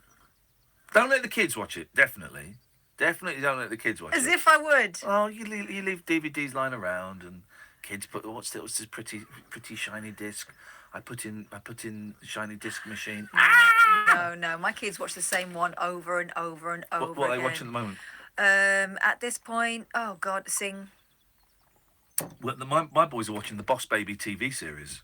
There's a TV series on Netflix. My kids can never know about this. Why? Because it will be on. Well, then stop using my Netflix login. Let us go to Michelle Mabel. Good evening, Michelle. Hello, you all right? I'm all right, thank you, Michelle. What do you have for us this evening? Just firstly, Cass, don't watch it. Do not watch it. Just don't watch it. It's a fairly resounding don't watch it. You've seen it, have you, Michelle? Shit, man. Are you kidding me? We had to watch that in RE at school. Yeah. RE! This is the thing. The number Get on your knees and pray! Because I didn't know about this. I first talked about Threads on air maybe about 12 years ago when I was on another station, and I bought the DVD and watched it, right? And the number of people, Michelle, that phoned in and said they'd been made to watch it at school. Yeah. I'm not quite sure what the religious education I aspect of think it it might is. just be northern schools, toughen Yeah. us up a bit. God, flip. I mean, I missed out then because we moved when I was 10. how old were you when you watched it? I must have been 13, 14, and I can't even now. Like I haven't watched it since, but it is horrific. The government people in the bunker. I mean, oh Don't God. make her watch it. Why would you do that? She's your friend. Exactly, all the things I've done for you. Honestly, I'll shame tell- on you, man. No. I'll tell you why I am going to make her watch it because yesterday I did this. Okay, well, I hope you sleep at night knowing you just blown up a 12-year-old. Yeah, yesterday I did that. So I feel, Michelle, that I can do anything now. I am powerful. Fair enough. Yeah. I was wondering if you'd seen, and forgive me, I was an hour late tuning in tonight because me and my husband have been having a little jam. It's not a euphemism. Wait, hang a minute. When you say jam, do you mean eating jam or playing No, musical gosh, instruments? no, playing musical instruments. Really? What were you playing? Well, my husband was playing guitar and bass. Wow. Not at the same time, No. and I was trying to do a bit of ska chording on the keyboard. Oh! Oh, it wasn't great. No. Don't get too excited. What? Like. No, what fun! I've never been in a relationship with a woman. I could end that sentence there, but it's not true. Where we've been bored one evening and gone, hey, should we get the instruments out and have a little jam? I've never had that. That's what I want in my life, Michelle. I want to. We've been together 17 years honest to God, since I was 21. Yeah. And it's the best. How old was he? 42. He looks it, but no, he's 2 years older. Okay.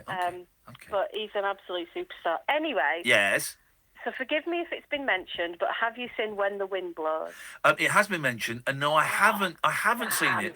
No. And I'll tell you why I've not seen it because I don't. Right. I don't like those those lazy, what I call lazy cartoons, right? Like the Snowman. Scratchy.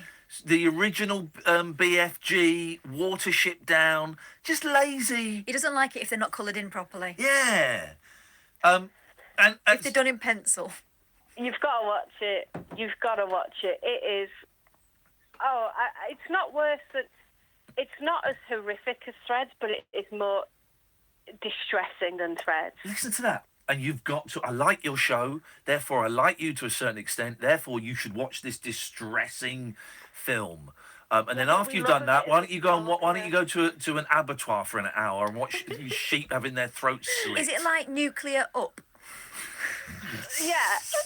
Sort of. It's just it revolves around two elderly people who will remind you of your grandparents. Yeah. Oh, not now. And they're just so lovable and so clumsy. Kath's just lost a grandparent, so I'm so sorry. no. Kath. Well, hang on a minute. It wasn't your fault, was it? No. Okay. Well, have you seen this one, Kath? No, and maybe I'll give it a while. You should. Maybe the time is not now. Maybe you should miss this one. I mean, it's a book. It's a comic. It started off as a comic. Yeah. Raymond Briggs, and it is. Briggsy. It's just beautiful, and yeah, I know what you mean about like the snowman and that. I'm not bothered about, but this is proper grim. What about Father Christmas? Hang on a minute. The snowman I'm not bothered about, but this is proper grim. I'm not bothered about melting. I want like nuclear business. Well, I think that. Yeah, you want face is melting. Have you seen? Have you seen The Divide? No. Right. Okay. Well, this is what we're going to do. Catherine's going to watch Threads. I'm going to watch When the Wind Blows, and Michelle, you're going to watch The Divide. Quid pro and then we're going to get together and jump off some sort of bridge. Yeah, I think we ought to. I think The Divide might be on Netflix. It certainly was when I saw it. Have a little look, Michelle, and I will. I love it. Then try and play Scar after that. Yeah. Yep. Absolutely. Thank you, Michelle. All right. Bye. Ta-ta. 03444991000. This is the late night alternative on Talk Radio.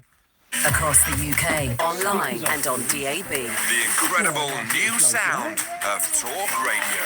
The No Nonsense Breakfast with Julia Hartley-Brewer. The biggest breaking news stories, headline-grabbing guests, and razor-sharp opinion. Join me, Julia Hartley-Brewer, when I'll be turning up the heat every morning from 6:30 with an essential mix of straight-talking debate, heavyweight political guests, and fearless comment. Waking up the nation with a brand new breakfast conversation. The No Nonsense Breakfast with Julia Hartley-Brewer. Tomorrow morning from 6:30 on Talk Radio.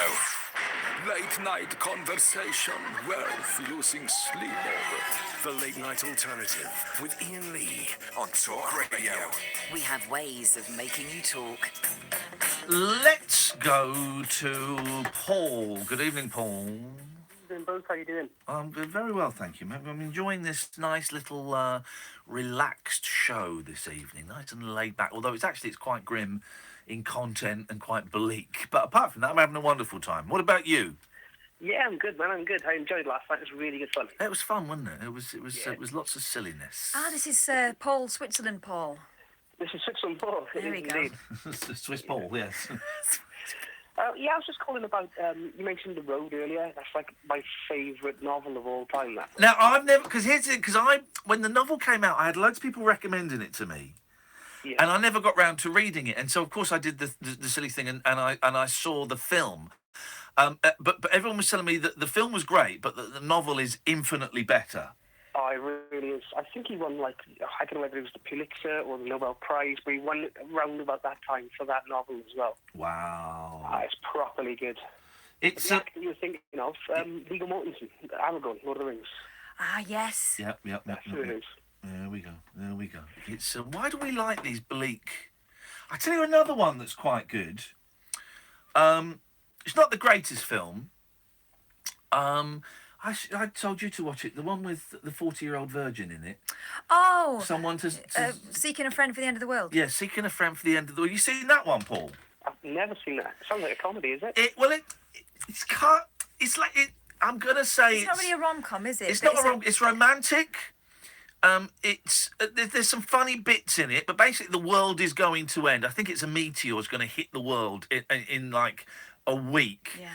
And this guy's, the 40-year-old virgin's wife walks out on him at the start of the week. Yeah, she runs. The door bounces. And he's like, oh man. And so he's looking for someone to end the work, to spend the last 7 days with. And it's just charming. It's quite charming. Sounds good.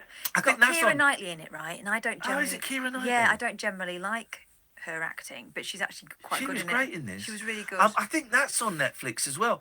And he kind of goes around trying to find, and you see, all these hedonists and these suicide people, all these different kind of groups. The way people handle the fact that they're about to die, And the ending had me in floods of and tears. me. I will check it out. Nice one, Paul. Thank you, mate. Cheers, both. Ta-ta. Let us go to other Paul. Good evening, other Paul. Good evening. I've never been locked up in prison before. I've never even been arrested. That's great news, Paul, but me think you doth protest too much. Well, you introduced me earlier that I was lined up, that I'd escaped from prison, and No, I didn't. No, I didn't say. No, I didn't say you'd escaped from prison. You said I was out of prison. Correct. That's completely different. I was implying that you'd left by legal means. But technically, you are out of prison. I'm out of prison. You're out of prison. Yeah, mate. We're all out of prison. Sorry. Good evening, Kath, as well. By the way. Good evening and welcome out of prison. I love how already on your second call back, the tone has returned. So I'll try and be a bit more laid back, because if you want a laid back kind of thing. Well, I just don't want you to. I don't mean to come across aggressive, honestly. I don't want you to be an arsehole. I don't mean to be. I don't mean to be an arsehole. Okay. I don't mean to be an arsehole. I mean, what do you really want to be phoning us again? Because I'm remembering how it ended last time, and I'm just feeling this antagonistic vibe. Well, that to do with not allowing my son to watch Gogglebox, but the one who's taking to see Slasher Guns. I've got no, I don't. But I just remember, and listen, the antagonism is coming from me as much as it's coming from you. I'm not laying this all on your shoulders, but there's just there was a real tension when you used to phone, and that tension still seems to have returned with your calls, and I'm just wondering. Maybe we seem to rub each other up the wrong way. I don't mean to. Well, no, I don't mean to, but we obviously do, and I just wondered why you stopped calling and what prompted your return. Because I was away for a bit, but I wasn't away in prison. No, okay. I was just because I thought you didn't want to take my calls anymore. I thought you'd ban me. Actually, you did. Did I? Mm-hmm. Oh, did I? Yeah, Why you did I? You did actually say All right, you weren't shut going to up take then. any of my calls Shut anymore, up then for a but minute. now I've returned. Shut up then. Why did I ban It him? got proper nasty. Did he? Mm. No, I never got proper nasty. It. I said it. Things. Emails. Yeah, it did get a little bit. Oh, the emails. Yeah. It did get a little bit. Yeah, I'm learning though to relax a bit. Anyway, my point is, do you know, you're talking about the end of the world a second ago. Yes. Do you know, apparently on the 23rd of April this month, the world is going to end. Oh, my sister will be gutted. It's her birthday. On the 23rd of April? Yeah. Oh, well, she better have a good send-off then, doesn't she? Well, let's hope she does. Anyway, talking about people, children's programmes and the world blowing up and things. Wow. Okay. Let's see how this is going to work. I wonder if Fingermouse loved the smell of napalm in the morning. Don't phone up and do jokes because you're not funny. Do you know what programme was on straight after Fingermouse on a Sunday morning? This is really tenuous. No. The Littlest Hobo. That's not a programme. It's a song. No, the programme The Littlest Hobo. People, listen. I'm not buying this prank. The Littlest Hobo is a song. There is not a television programme. It's not a documentary. The Littlest Hobo, the Alsatian dog that Mate, man. I've had brighter people than you try and convince me of this. Oh, you don't remember the Littlest Hobo? No, because it didn't exist, mate. Oh, God. Hey, have you ever heard of the movie called Pay It Forward? No. With Mel Gibson. I've seen What Women Want, and I quite enjoyed that. Yeah, although I didn't like the sequel so much. What Jews Want. I wasn't so keen on that one. And the third one, What's Up, Sugar Tits? There we go. Yeah. So yeah. There is a movie called Pay It Forward with Mel Gibson in it. Right. I don't doubt you for 1 second. I've not seen it. It is worth a watch because I believe in paying it forward. Does that sound threatening? No, but it's doing someone a good turn. If someone does you a good turn, you pay it forward by doing someone else a good turn. I'll do you a good turn. I'll pay it forward in a minute with my fist into your mouth. Or in the cost of coffee in Final Common or the Royal See, Oak. again, that makes me feel weird. I started going back to that Costa Coffee recently, but now I'm going to stop going again. Now that this Muppet's reared his head. Dear. Guys, I think you should just shake hands and admit this is never going to work. I'm not touching his hands. All right, well, kiss him. Maybe that's it. What? You were talking about Mr. Finnegan with his. He's not listening to us. This is the thing. What He comes about on Judy Finnegan? Oh no. He comes on and does his little monologues. It's all Richard Madeley, isn't it? Okay, thanks for calling, Paul. And when I say thanks, I don't mean thanks. God. What? I'll give it 10 minutes. Before your inbox pings. You're paying it my forward. inbox has been pinging quite a bit today. No, it has, honestly, it feels like, it smells like a rat crawled up there and died. Honestly, terrible. I don't even know what's going on with me. And I've got piles again. On that bombshell. You seen an onion? Don't. No, I'm keeping Katie on her toes. Break. Across the UK, online and on DAB. Talk Radio. We have ways of making you talk. Alarm clock screams. Bleary eyes. Step outside. All quads open 24 hours. We are awake. And he comes on defensive. You can't have a little joke. In the new Sun mobile app, you have all this. TV and shots, exclusives and football and breaking news and money-saving tips and scores and travel and fashion and beauty trends and celebs and real-life stories and Dear Deirdre and sports and gossip and alerts that make sure you stay ahead of the game. And you can personalise your news feed so you only see the things you love. And it's free. Ideal. Download the new Sun mobile app. It's totally Sun-packed. Where are you going in my dressing gown? Sorry, can't stop. The Volkswagen used car event from the 12th to the 30th of April. For a limited time, get 2 years warranty, 2 years MOT cover, 2 years roadside assistance, and 2 services included on Solutions Personal Contract Plan at 6.9% APR representative. But you haven't finished shaving your beard. The Volkswagen used car event. Everything else can wait. Offers on used Volkswagens aged 3 to 48 months. Excludes electric vehicles. Participating retailers. 18s and over. T's and C's apply. Subject to status. Indemnities may be required. Volkswagen Financial Services. Visit volkswagen.co.uk. Across the UK, online and on DAB. Jamie East on Talk Radio. Irreverent afternoon entertainment and essential listening on the UK's premier forum of mind-expanding free speech. Join me, Jamie East. We'll have guests, we'll have phone-ins. Just come to Jamie. Afternoons with Jamie East. Tomorrow afternoon from 1 on Talk Radio.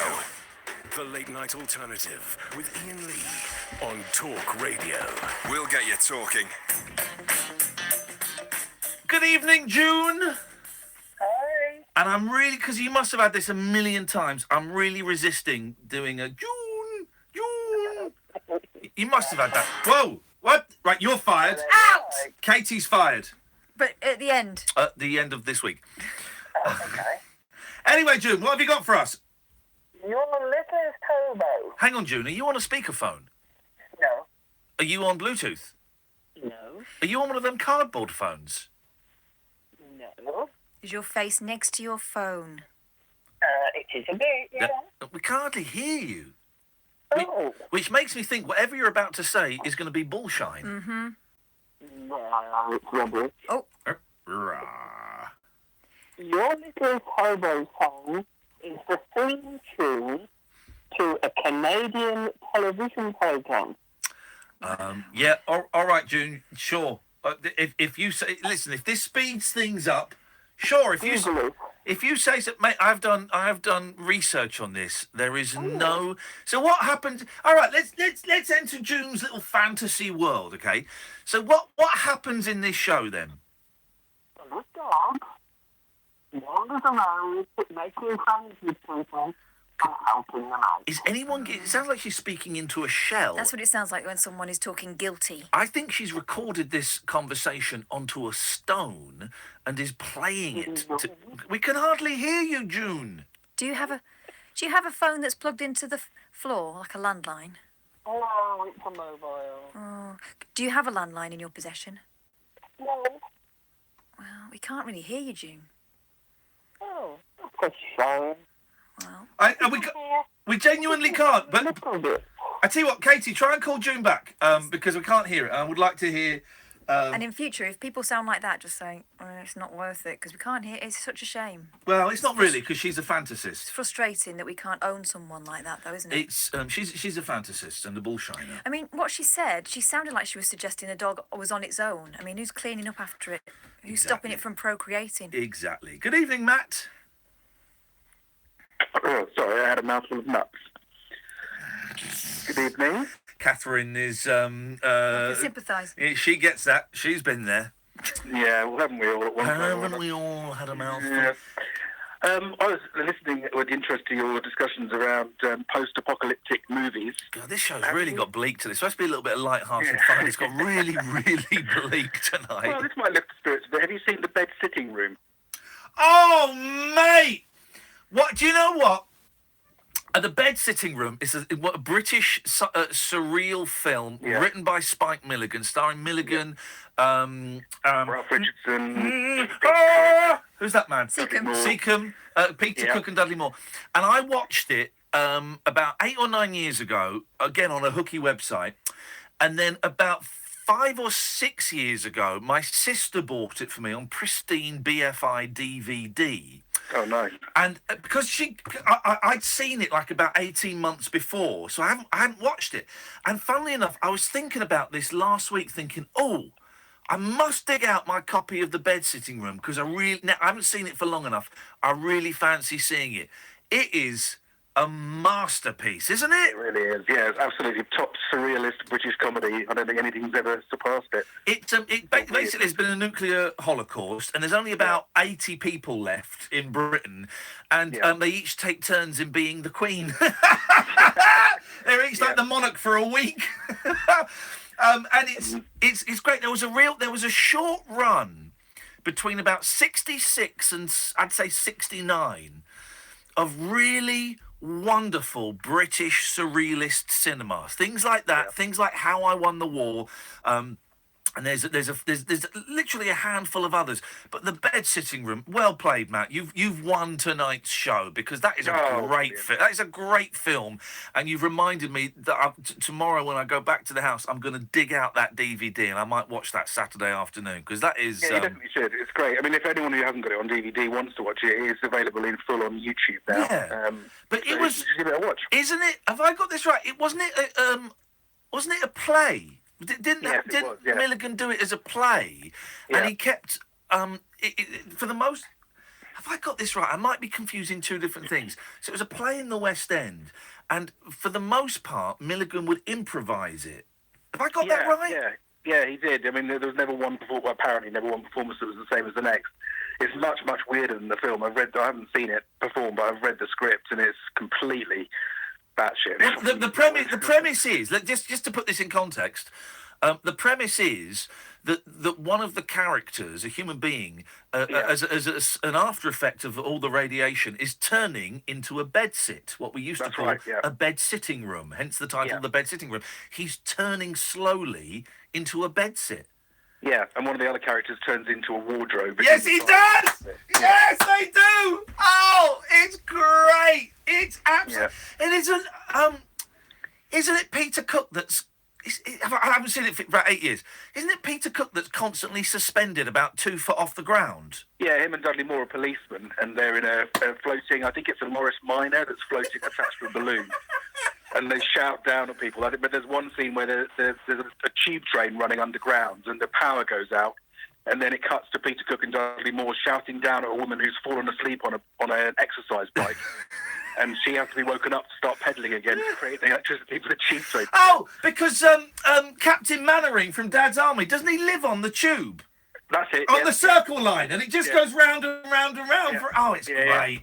It is amazing. Oh, but Matt, thank you, mate. That's my Saturday afternoon sorted. I really appreciate that. Enjoy yourself. Thank you very much indeed. That's a great film. The 60s, huh? Oh, man, honestly, again, we mentioned my friend Andrew Hickey, he's a writer, and he wrote this great piece. I'll try and find it during the news and tweet it, about this brief period, about 3 years of 60s British surrealist films, of which it could be argued that our man who came in, Joe McGrath. Joe McGrath played a part in. More Dick Lester than Joe McGrath, but McGrath was certainly involved in it. These wonderful, surreal British films, that are unlike kind of the European surrealism, completely different from, the American surrealism is all big and expansive, and the British ones are just tiny. They're really tiny, small, focused things, and they're absolutely cracking. June is back. Let's give June a second chance. Hello, June. It still sounds like you're in a cupboard, but I think we can understand you. You were spouting some nonsense about the Littlest Hobo. Where you go? The Littlest Hobo, yes. This is a Canadian television program from around about the 80s. And it's about a little man, or a little dog rather, an old-fashioned type dog. Yes. That goes around and it helps people that are in trouble. It's very much like Lassie. Come on. The dog an Alsatian goes around and helps people that are in trouble. It learns to love them, and it gives them comfort, and it's quite sweet. It is. And my daughter found it on Google very easily. But why? Who has set you up to do this? Is there... Daughter. Well, My eldest daughter Yeah. and my foster son, who are in their 30s, their middle 30s, they used to watch it on the television. Right. And we were listening to you one night, and you played the theme music. Yeah. And you said there was no, it wasn't anything, it was just a song. Yeah. And they said, no, it's not. We watched the programme. No. Oh, they think they did. The Mandela effect. Have you heard of the Mandela effect? No, but I've heard of the butterfly effect. Okay, well, assume it's a similar thing. I'm not buying this prank call for 1 second. Okay. I'm not buying this in the slightest. You tell those children that you deserve better. They're not children anymore. Well, they're your children. They're your babies. They're your babies. They're behaving like children. Do you miss? Because you say during the 30s, my kids are 6 and 8, and growing up way too fast. Do you miss the 5-year-old? You know, the 8-year-old version of your kids. You don't. No, because I have my daughter's children living with me most of the time. Right. And they are 9 and 7. Okay, right. So you've kind of got that lunacy. Oh yes, I've got the lunacy. One of them's autistic, so I've got double lunacy. Aren't their minds just wonderful? Absolutely wonderful and wonderful. My boys have discovered doing voices, and they're just constantly doing different voices. And I was genuinely in hysterics today as they were doing their voice. It wasn't, doing the dad pretend. I was in hysterics at them doing voices. Well, my granddaughter, who is 7, does the voice for our dog. Oh, mate, that's just wonderful. And my eldest grandson only talks about Minecraft, Fortnite, and what's the other one? There's another one somewhere. Pokemon. Oh, yeah, well, yeah. It's the same in our house. I get all these... Dad, can you help defeat this... I haven't got a clue what you're talking about, son. If it's Space Invaders and Pac-Man, I can do it. But I cannot find the mysterious Pokemon that you need. I can't do any of that rubbish. Well, because I'm blind, you see, I can't see what they're doing anyway. So he comes over and he tries to explain all of this stuff to me, and I haven't got a clue. Yeah. Well, even if you had sight, June, you wouldn't understand what was going on, because I look at it and I go, "This isn't a game." I can do Pac-Man. Can you do Pac-Man? You can't do Pac-Man while you're blind, can you? Well, I can play. Okay. I pretend that I can do Pac-Man. I bet I beat you though, easily. Easily. I wouldn't boast about that, mate. Well, June, listen, I'm glad we got to hear you. I suspect you may have been talking into a shoe during the first phone conversation, but we can. I don't know what was wrong with that, but honestly, we can hear you a lot better than we could then. So thank you for persisting. Thanks a lot, June. Take care. Okay. Bye. No such thing as a littlest hobo. I'm not even buying that. I'm not even buying that for a second. Good evening, Mick. You all right? Yeah, Mick. Right, Littlest Hobo. Yes. Yeah, it's based on a Canadian television series from 1958, 114 episodes. Hang on a minute. It's based on a Canadian television series? Yeah, it's based on a Canadian film of the same name. Right, well, that's not what you said. You said it was based on a Canadian television series, so already I'm poking holes in your Blue Rizzler thin story. Oh. Right, so carry on. Right, there were 114 episodes. Are you reading this, caller? No, I've just memorised it. I'm just recalling all information. Okay, fine, yeah. Right, and one of the episodes was called Pandora, and it was Hobo finds an undetonated World War II bomb. Mick, do you realise how ridiculous and stupid you're sounding? Listen to this one, though. Huh? Episode 16, called The Voyeurs. Oh. I thought it was going to be something rude. Yeah. But he helps a family trapped on a desert island. Right, well, how does he get a dog on its own. How does he get to a desert island? Exactly, they must have been big family. Right, exactly. You're making this up, Mick, and you're better than this. No, I'm not. Shame on you and a pox on your family. I'm not. What? There we go. I'm not having that. Mick is better than that. Well, I fear he might not be. Yeah, a bit disappointed by I Love Dogs. I enjoyed it. I didn't see Wes Anderson's previous animation, the Fox film. Oh, I found that quite dull. I think you'd find this quite dull. It's not Snoopy dull, but It's not Peanuts movie. No, God. My kids went to see the Peter Rabbit film today. Yeah. Oh, Because my yeah. brother-in-law was putting it on at the airbase. Oh yeah. Because he's in the RAF and they're allowed to do Right. films now. So all the flying soldiers The are going airmen. to watch the.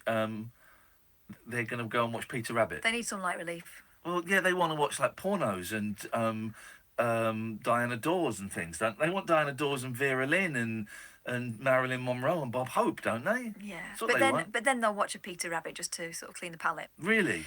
And I asked my youngest what she thought, and she said she loved it. And then she went, but it was a bit cheesy. Cheesy, that's a new word that she's using. I said, what do you mean by that? She went, there was kissing. There was kissing, everyone. Oh, man alive. I've had too much decaffeinated coffee, and now I feel like I want to blow off. Do you want an Imodium? Oh, no, God, no. Or a cork? It's uppers and downers. It's uppers and downers, and I've taken uppers. Now I need to take downers, and I can't. I Or shouldn't. just go and stand outside for a bit. I shouldn't have self-medicated. Oh well, these things happen. Well, for the first time this evening, we have no calls on the switchboard, which is well, I'm surprised we had this many calls because it was quite quiet for the first 5-10 minutes, and we've not really spoken about anything. We've gone down this nuclear rabbit hole. Oh, speaking of rabbit holes, there's a new rabbit hole podcast up. It's the other show that me and Catherine do, Catherine and I, for you pendants out there. We do it in front of a live audience. It's the first one recorded in Bath, at the Rondo Theatre in Bath, in front of it was a sold out audience. Just 16 people didn't turn up, but it had sold out. I think they'd forgotten. I think they had, because we sold it so far in advance. I don't care, as long as we got their money. You can get that on Acast or iTunes, The Rabbit Hole, Iain Lee, Catherine Boyle. Type in any combination of those words and it comes up. And if you like, subscribe and share. And the more I think about it, the more I get the feeling we may have come to the end of the road with those. I mean, we've got about 7, 8, 9 in the can. So we've got a couple of months worth in the can. But in terms of doing, I'm in no rush to go and book another evening anywhere. Which is going to annoy everyone in Glasgow and Edinburgh who's saying, come to Glasgow, come to Edinburgh, in a Cockney accent. I don't know why. Come to Glasgow. No, don't do the accent. Well, I'm from Scotland. I'm from Scotland. I'm a wee lassie from Kilmarnock. This is the late night alternative on Talk Radio. Talk Radio. Listen, phone, talk. Talk Radio. We'll get you talking. You've got no more pockets to check. And it's nearly your turn to order. You've got £2 and £2.49 of rummage change for lunch. Oh dear. Hang on. The new sub of the day is only £2.49. Quid's in! 7 days. 7 original 6-inch subs to discover. Now that's a tasty return on your pocket change, my friend. Subway. Keep discovering. Terms and conditions apply. See participating stores for details. Once upon a time, a family met an ogre. No, a murderous beggar in an enchanted kingdom, in an horrible dungeon, and had a magical day out. Now you're caught a plague. Choose your story with 2 free tickets to Top Attractions, Shrek's Adventure, or the London Dungeon when you collect 9 codes inside the Sun. Starts this Sunday, only with the Sun Super Days. Keeping your 4 wheels fresh when you've got a 4-legged friend can be a hairy business.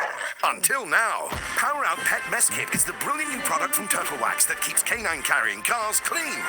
Whether you take your Vizsla in a van, your Hound in a hatchback, or your Black Lab in a black cab, Power Out Pet Mess Kit is the simple way to remove the unwanted hairs and odours pet passengers leave behind. Turtle Wax Power Out Pet Mess Kit. Trusted innovation inside and out. Available now from Euro Car Parts and all good retailers. Cast your mind back and think. Were you ever contacted out of the blue for a pension review?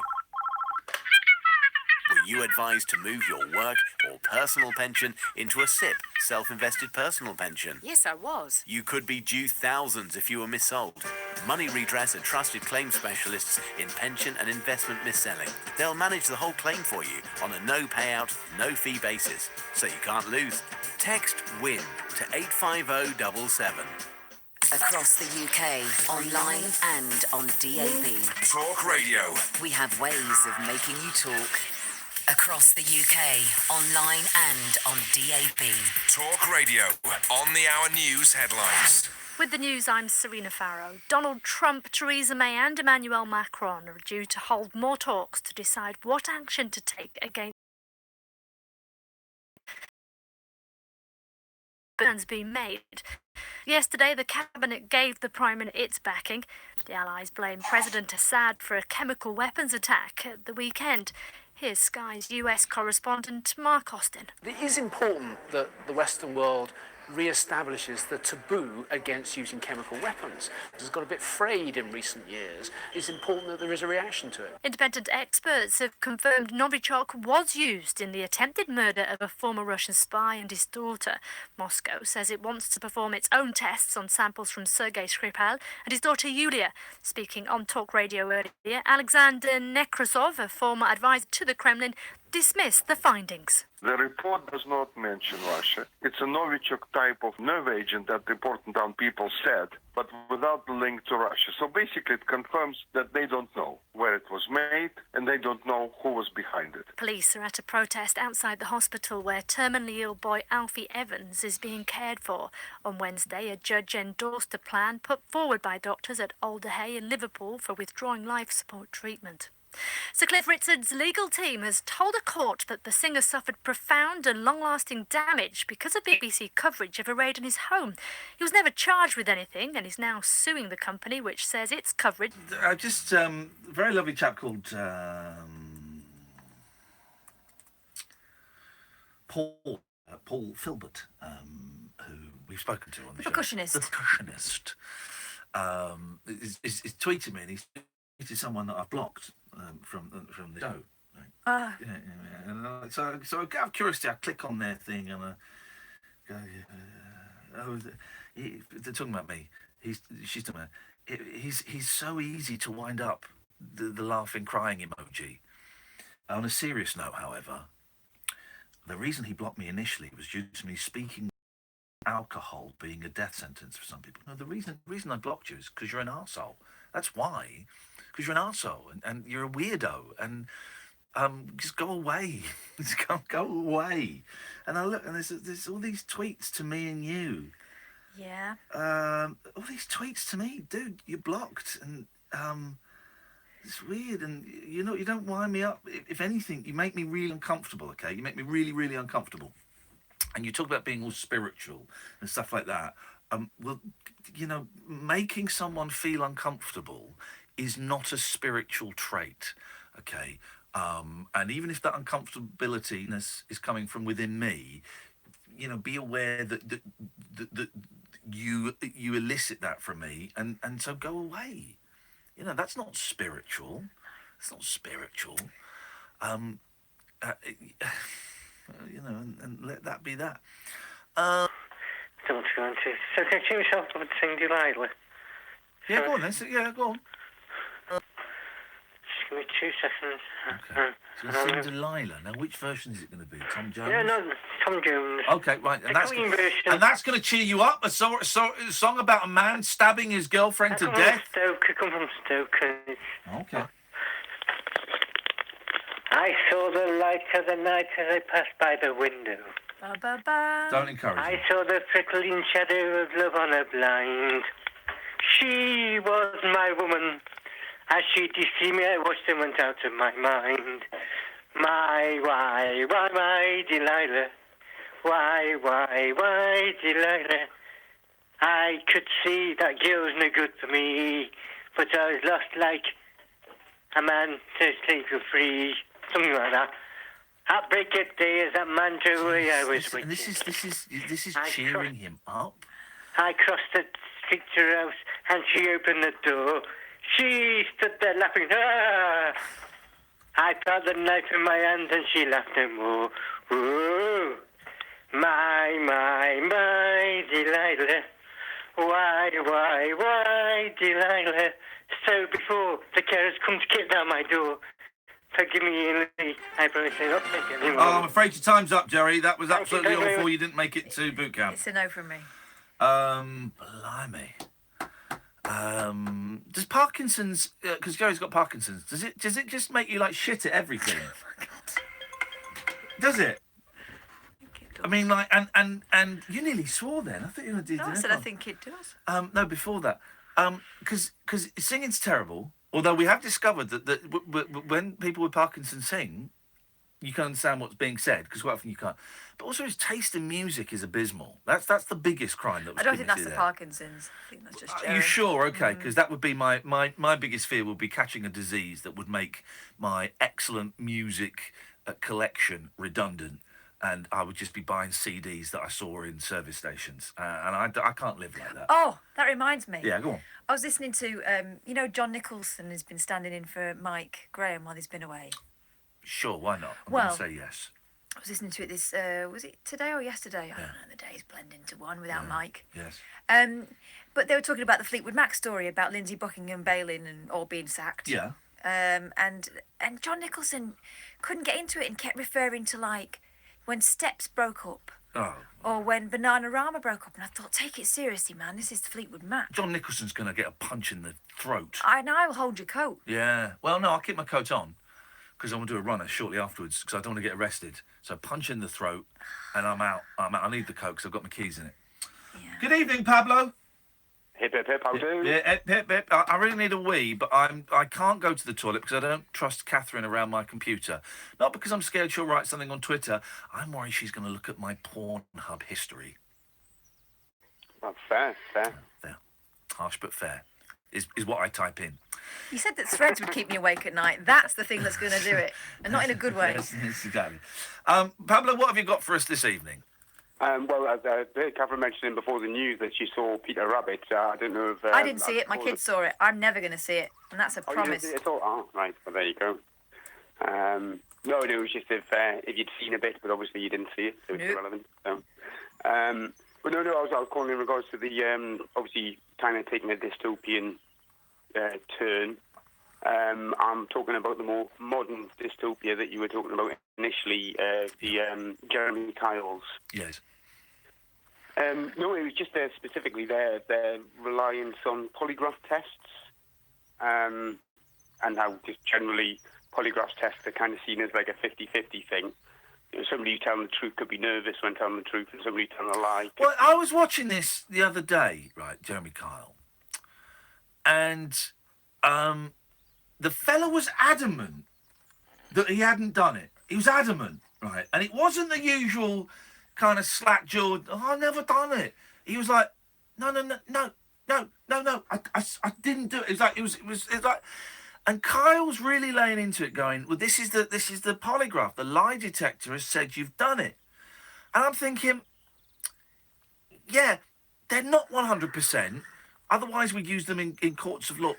There is a chance, actually, that this bloke's life is being destroyed because of an incorrect lie detector reading. There is a very, very strong chance of that. Yeah, well, I mean, it's basically the polygraph really does test his nervousness, really. So you could be the best liar in the world and get away with it, and you could just be a bit of a general nervous disposition anyway, and you'll flunk everything. And it's specifically that when they do fail the lie detector test, it's basically 100% definitely. Yeah, that's it. It said it now, so you must have done it, and then the crowd get involved and all that. And it's just I've seen a couple of instances where I kind of did believe the person who'd been well. Here's the thing, right? They get. I think some of the people on there get paid about 150 quid. I think, right, which is a lot of money. But they get put up in a hotel for a night, and they get their meals paid for. So for people who haven't got any money, to be put up in a hotel and have dinner paid for and breakfast the next day, that's actually a big deal. You know, that's a big deal for a lot of people. So they're kind of persuaded to go down there with all these stuff, and it is it's bear baiting, you know. And I used to love it. I used to genuinely love it, and I used to love all the Maury Povich and all of these kind of shows. And as I've got older, and I just think I've met Jeremy Kyle. I met him a couple of weeks ago. He's a really nice bloke to me, really nice bloke. But just those kind of shows, and the won't pay, we'll take it away. They just don't feel right to me. Something don't sit right with me. Well, that's it. But Jeremy Carl's all right with you because you're not on the wrong end of a polygraph, you see. If you'd have failed one of his questions, he would have squinted his eyes and been talking to you in a very patronising manner and all this sort of stuff. He's not a likeable character on TV, which makes me think it's not him people are watching it for. Yeah, well, and obviously, it is kind of like you say, washing your dirty laundry in public type of thing. But, I mean, he's no saint. I mean, it wasn't because he was a radio DJ initially, and he was the first person to do the marrying strangers, where it is like a shout out to get strangers married, and the couple who ended up doing it, he ran off with the missus after they got married, something like that. It was quite. Yeah, he did. I don't know if he married her, didn't he? Yeah, he married her. Yeah. But in fairness, and he has led a very colourful, checkered life. But in fairness to him, I don't think that I don't think he shames the people that have come on for their. Do you? Maybe. I don't sometimes. know. Maybe. Sometimes he's very compassionate. You know, if they're willing to take it from him and do as he's does his suggested. Sometimes with the drug thing, he'll convince them to go into rehab and stuff. But I don't think you can make someone do it. Well, they also had Kyle. Well, I think when ITV had the Crime and Punishment season or something like that. Yeah. They had Kyle presenting a one about drugs, and obviously from his general programme, you get a general idea that he's all there for helping people, but generally sees drugs as a blight and whatnot, and whether they are or they're not. I don't think he was necessarily the most kind of like even-handed person. Sorry, Pablo, I've got to be honest. While you were talking there, I was sucking off a pen in an erotic manner in front of Catherine, trying to make her laugh. Because it's my pen and I don't want it back. Yeah. It's covered in so spit. I'm sorry, Pablo. We were not treating that with the respect it deserved. But you're right. I'm all for a bit of jaunt. Sorry? I'm all for a bit of jaunt, anything jaunty. Jaunty? He's very jaunty. I think you mean raunchy, though, don't you? Oh, jaunty, raunchy. You'd have to have a bit of excess, possibly a bit of an obtuse angle, maybe a bit of noise to make it raunchy. Okay, thanks very much indeed, Pablo. Top tips. Top tips from Britain's greatest porn director. Now that Bend Over is no longer able to, bend over. 03444991000. This is Talk Radio. Talk Radio, digital debate for the UK. Talk Radio. We'll get you talking. Tragic comedy. Countdown to Brexit on Talk Radio with The Times. Know your times. The clock is ticking as the UK prepares to officially leave the European Union. Listen to the No Nonsense Breakfast with Julia Hartley-Brewer this morning from 6:30, when she'll be joined by Times journalists to discuss the latest Brexit developments. Don't just be informed, be well informed with debate, analysis and opinion from right across the political spectrum. Countdown to Brexit with Julia Hartley-Brewer. Weekday mornings from 6:30 on Talk Radio with The Times. With the World Cup almost here, Red Driving School wants you, and we're offering a special deal to join our team. There's never been a better time to pull on your instructing boots, as demand for driving lessons is rising. Instructor earnings are increasing. It's an open goal. Imagine first-rate training and support through to full qualification. Then work the hours you want, when you want. Come on, there's room on the Red team sheet for you. For details, visit reddrivingschool.com. The fucking phone. With Pertense The fuck are you? Recruitment, You're not even there. opportunity is closer Where the than fuck are you? It can take you to places Yes. you always wanted to be, But and it's even around then, every saying, corner. where the So fuck if are you're you? looking for your next permanent, temporary or contract opportunity, hop into one of our 200 local offices or search Pertense online. Mate, Pertense, we're a team. the face of recruitment. From fitting taps to fixing fuse boxes, there's a local hero for that. And from plastering walls to painting windows, there's a local hero for that. It's easy to book a trusted tradesperson at localheroes.com. Plus, all work comes with a 12-month British Gas guarantee. Join the thousands across the UK who've already used a local hero. Search Local Heroes. Across the UK, online and on DAB. Jamie East on Talk Radio. Irreverent afternoon entertainment and essential listening on the UK's premier forum of mind-expanding free speech. Join me, Jamie East. We'll have guests, we'll have phone-ins. Just come to Jamie. Afternoons with Jamie East. Tomorrow afternoon from 1 on Talk Radio. The Late Night Alternative with Iain Lee. On air and off the leash. On Talk Radio. 03 is Mark. That's for us. Yeah. That's the call that she missed because she was not busy. Yeah, she was that's busy the one I elsewhere. got. Okay, well, Yep. okay. I love that. 03444991000. Last 40 minutes of the show. Here until 1 o'clock. And Paul, it's Thursday, isn't it? Yeah, so Paul Ross is on tonight between 1 and 5. What have we been speaking about? Video games, Superglue, Isle of Dogs, nuclear movies, Littlest Hobos.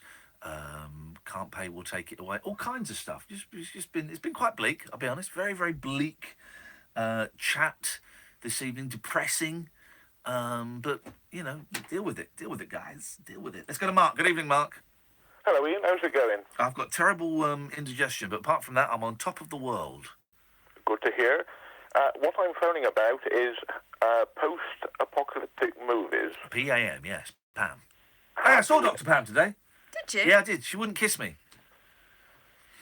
Anyway, sorry, carry on. Because she had lots of makeup put on. She didn't want to smudge her makeup. Was the thing. So we did Good air excuse. kisses. We did air kisses. Anyway, go on, Mark. Yeah, sorry. Have you ever seen a movie called On the Beach? On the Beach? Yeah, 1959, black and white with Gregory Peck. Oh, mate, no, I haven't. Go on. Actually, it's got. I'm just looking on the internet to refresh my memory about it. It's actually got Fred Astaire in it as well. Shut up. Hey, look at this. It's basically World War III has kicked off. We're in a submarine with a US crew, and the only safe haven left is in Australia. And it's basically the end of the world. There's a big nuclear toxic cloud heading towards Australia, and although it's pretty bleak, there are a couple of things in it which are quite funny. Fred Astaire does a little song and dance, does he? I've got to tell you, there is no song and dance. What? Which is a great disappointment, I know. No! But at one point, they hold a Grand Prix, and because they know they're pretty much all going to die in a month or two, it's like, how fast can they go around that corner and not worry about if they live or die or not? It's like Death Race. Is that a film? Death Race. I want to say Death Race. Death Race 2000. I want to say, but I don't know what that is. Anyway, well, I keep looking at it on Amazon. I'm not going to buy it. I think it's on YouTube. Hey! But definitely have a look at it. But whatever you do, don't get it confused with a US mini-series on the same thing, because that was terrible. That will. All right, I'll check that one out, Mark. Thank you for that. Oh, one other quick question, Yeah, go on, Ian, if I may. Of course you can.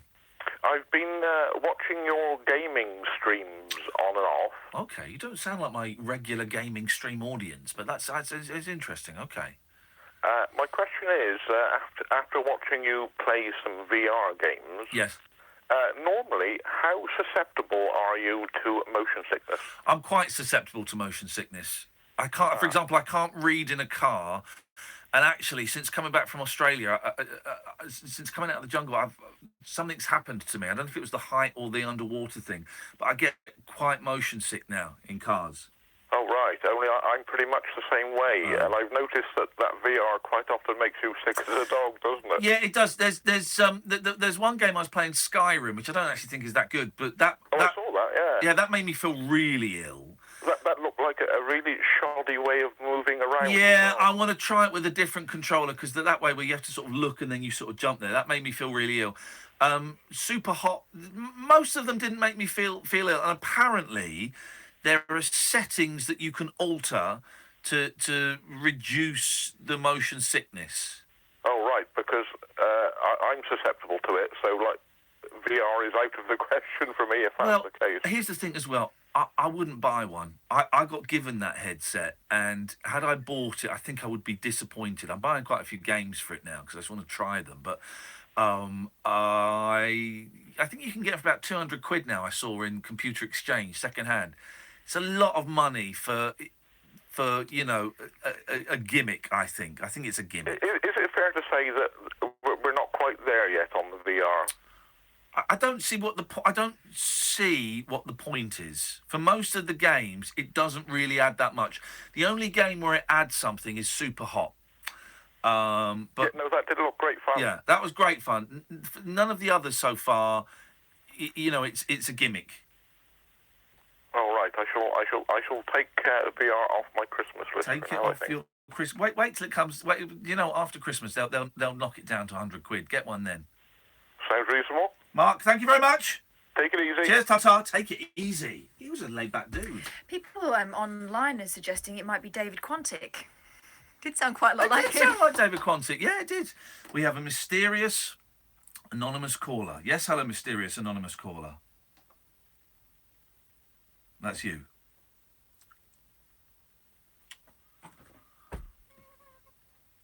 That wasn't my bum. Hello, person who didn't want to give their name. Person who's withheld their number. Person who is going to get cut off very, very quickly and won't get a second stab at this. Bottler, they put the phone down. Aren't people weird? Mm-hmm. Right, can you please mention the name of the film set in the diner in the phone call again? Miracle Mile. There we go. We've got no phone calls, which is great. Oh, 03444991000. Now, for some reason, I didn't read. For some reason, the Star have got a thing about Kit Kats. Let's have a little look why. Kit Kats. Chocolate lovers are about to get an... Is this an advert? No, this is a story. Chocolate lovers are about to get a new pink version of their favourite Kit Kat bars. The latest incarnation of the popular snack will have a rosy colour thanks to chocolate made from the ruby cocoa bean. James Moore has put together 20 fab facts on the big selling bar. And the picture to illustrate it is Tasty. Girls Aloud's Cheryl Tweedy, who's holding a Kit Kat, and Nadine Coyle, who isn't holding a Kit Kat. And that picture was taken in 2008. When she was Tweedy still. So it's a 10-year-old... Let me take that second call. Right. Yes, caller?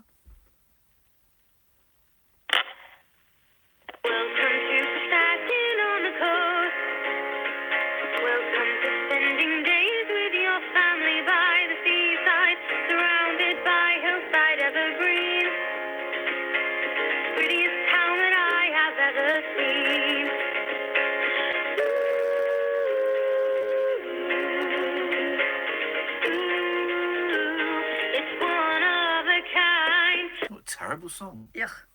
I made my ears bleed. 1 billion Kit Kat products are eaten in the UK every year. Worldwide, here we go, this could be dirty. Worldwide, 564 fingers get gobbled up every second. You know, there's talking about the Beatles doing rude jokes. You know, there's a reference to that in what Beatles song? Penny Lane. Has a reference to the teenage pleasuring of a lady without using a penis. Penny Lane, 4 of fish and finger pie. Flipping heck. Charming. Aren't they charming? The name Kit Kat comes from a type of... This is fact 2, and already it's the most boring fact ever. This is an advert for Kit Kat. It's not an advert, though. Totally It doesn't say advert. The name Kit Kat comes from a type of mutton pie sold in the 18th century. Oh, this is made up. This is not even true. The name Kit Kat comes from a type of mutton pie sold in the 18th century by a man called Kit Catling. Shut up. That is rubbish. Originally sold as a boxed assortment of chocks, the treats we know today were launched by Rowntree's in 1935. These are what rubbish facts. The Japanese are crazy for Kit Kats with 300 different flavours. We know that. Tried them, they're all horrible. They're all tiny. They look big on the website. They're expensive as well. Oh, here we go. Kit Kats lost their famous silver foil in 2001. By then, Kit Kat Chunky had been launched, and in 2008, lower-calorie Kit Kat Senses hit the shelves, fronted by the pop band Girls Aloud. Oh, I don't remember that, do you? I mean, it's just really boring. Really, it's just rubbish. I mean, absolute rubbish. Absolute rubbish. Boring, rubbish, crap Kit Kat facts. Good evening, Andrew. Good evening, Ian. Good evening, Kath. Hello. You're talking about nuclear movies. Yeah. Yeah. Have you seen Failsafe? I just googled that. No, because on the beach. The original one, the 1964 film. With the Odd Job in. Henry Fonda. Hang on a minute, because that just came up on my IMDb. Failsafe. Henry Fonda and Walter Matthau. No, go on. Is it any good? Oh, Are you sure? Basically, yes. It's basically planes that are going to American planes, bomber planes that have been instructed to go to Russia, but then it's a mistake. I mean, this is back in 1964. Yeah. And it's a great film. It's a classic film. It's got J.R. Ewing in it. Oh yeah. He's the one because I think Henry Fonda is the president, and J.R. Ewing, which is what's his name? Hagman. Larry Hagman. Yeah. Yeah. Yeah. He acts as the translator to the Russians. Oh. On the phone to the Russian premier. You guys are giving. I've got a really busy weekend because I'm going to Rainbow George's thing on Saturday, and then I'm filming The Chase all day Sunday. But I want to cancel both events and just watch all of these movies now. That's all I want to do. It's all I want to do. I mean, Don't bother with that. I mean, people want action and want this, but Failsafe is brilliant. I want tension, and I want to. It's definitely tension because there's like phone calls between the American Prime Minister, President, and, yes, and the Russian Premier or whatever he's called. Yeah. It goes back and forth. So they don't trust each other, and they think each one is bluffing. And it's a good film. Andrew, I'm going to check it out. Thank you very much indeed. Let's go to Stephen. Good evening, Stephen. Oh, jeez. Hello, Stephen.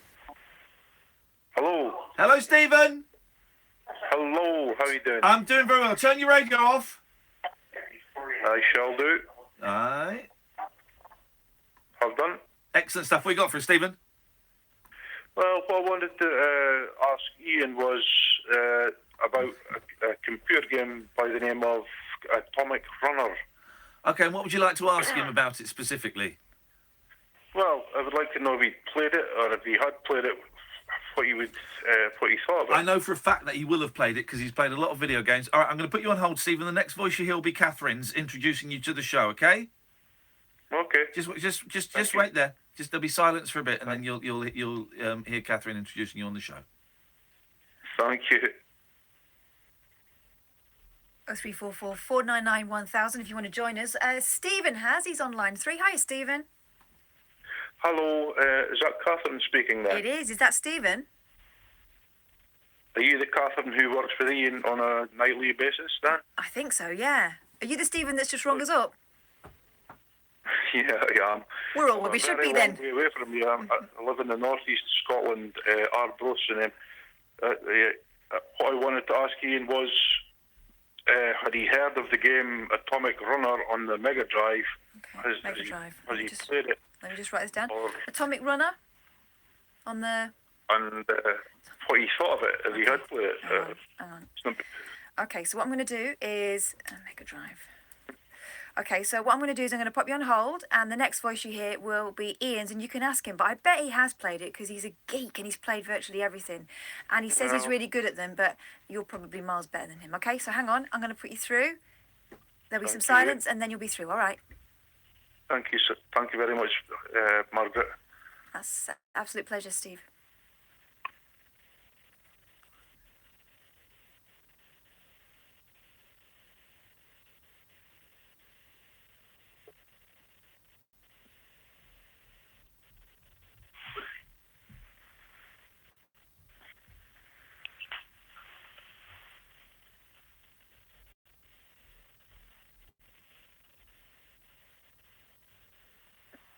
Okay, so what I'm going to do is I'm going to pop Thanks for that, Tony. Let's go to Stephen. Good evening, Stephen. Hello, Ian. Hey, Stephen. How you doing, man? I think I'm doing okay. I was actually, you were talking about computer games earlier on. So Yeah, love them. Love them. I've played them all. Every computer game known to man, I think I've played pretty much every single one. Do you think so? I think so, laddie. Well, can I run this game by you? It's the one called Atomic Runner on the Mega Drive. Atomic Runner on the Mega Drive, you say? Well, I know it was on the Mega Drive. It could have been on other consoles. I'm not sure, but have you played it? Of course I've played it, yes.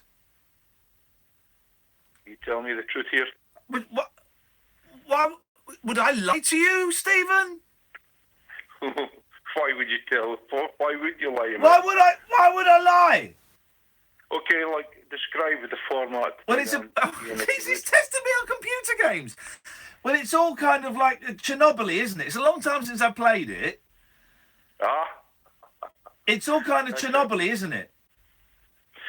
Chernobyl is absolutely got nothing to do with Chernobyl, no. No, but in as much as it's like post-apocalyptic. I would say no. It's pre-Stone Age, actually, or something like that. Yeah, you would say that because there's Egyptian. I know there's Egyptian things and bits and pieces in it. But the reason, the reason that it's kind of Chernobyl is because the original title of it. Do you know what it was? No. It was in Japan. It was called Chelnov. Chelnov, which means. Well, I don't know what it means, but they changed the game when it was released in the West to make it less Chernobyl-y. It's a little bit like. Do you remember the game Contra? I never played that game. Okay, well, it's a little bit. It's a little bit like that. The vital difference here is that the game's tiny protagonist can't stop running. Ooh. It's like a typical 2D spaceship shooter of the period. Atomic Runner auto-scrolls, meaning the player's got no choice but to keep up with the rolling action as enemies and platforms hurtle in from the right-hand side of the screen. Yeah. It's only when Chelnov, that's the name of the character, reaches an area boss that the screen stops moving for a moment, and that's only to give the gigantic bosses the time to throw salvos of bullets around the screen. Yeah, it's a bit like Duke Nukem when he gets into the arena. No, it's not. Atomic Runner is, therefore, your typical Silver Age arcade game in a number of ways. It's simple and fast-paced, and its action is designed to relieve your pockets of their coins within a few cosy moments. This, of course, if you're playing it in the arcades. But what I think... Was it an arcade game again? It started off as an arcade game and then went on the Mega Drive. But what I think lifts Atomic Runner from the run-of-the-mill is its range of movement. Chelnov may be a fidgety hero, but he's also, and I would like to get your take on this, Stephen, he's also athletic. He can perform huge jumps that can reach the top of the screen with a power-up or two. He can, in almost any direction, bounce on enemies and use them as platforms, while his firepower can also be upgraded with a range of alternate projectile weapons. So you're recommending Chelnov to me now? Well, Chelnov is the character in Atomic Runner. Sorry, have you not played it? I thought you'd have played it. Yeah, I've played it. I thought you were on about saying Chelmov was a different Well, game. here's the thing. You talk However- specifically about the Mega Drive. Atomic Runner on the Mega Drive takes all of the arcade stuff and polishes it to what I would call a mirrored shine. Because where the arcade version's graphics were flat and somewhat austere, the home edition gives every element more detail and personality. The game starts, as you well know, Stephen, in a typical industrial setting.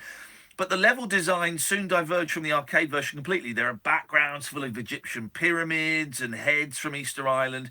Enemies range from the mechanical to the biological to the downright weird. Level 2, for example, takes place in a kind of sort of like a fantasy monster's nest that's full of robotic rabbits, spiders, and I think owls. And a later stage takes place in a parched desert before moving into an ancient tomb where the player is attacked by a living demon statue. It's all deliriously, wonderfully bonkers. Yeah, a bit like yourself, Ian.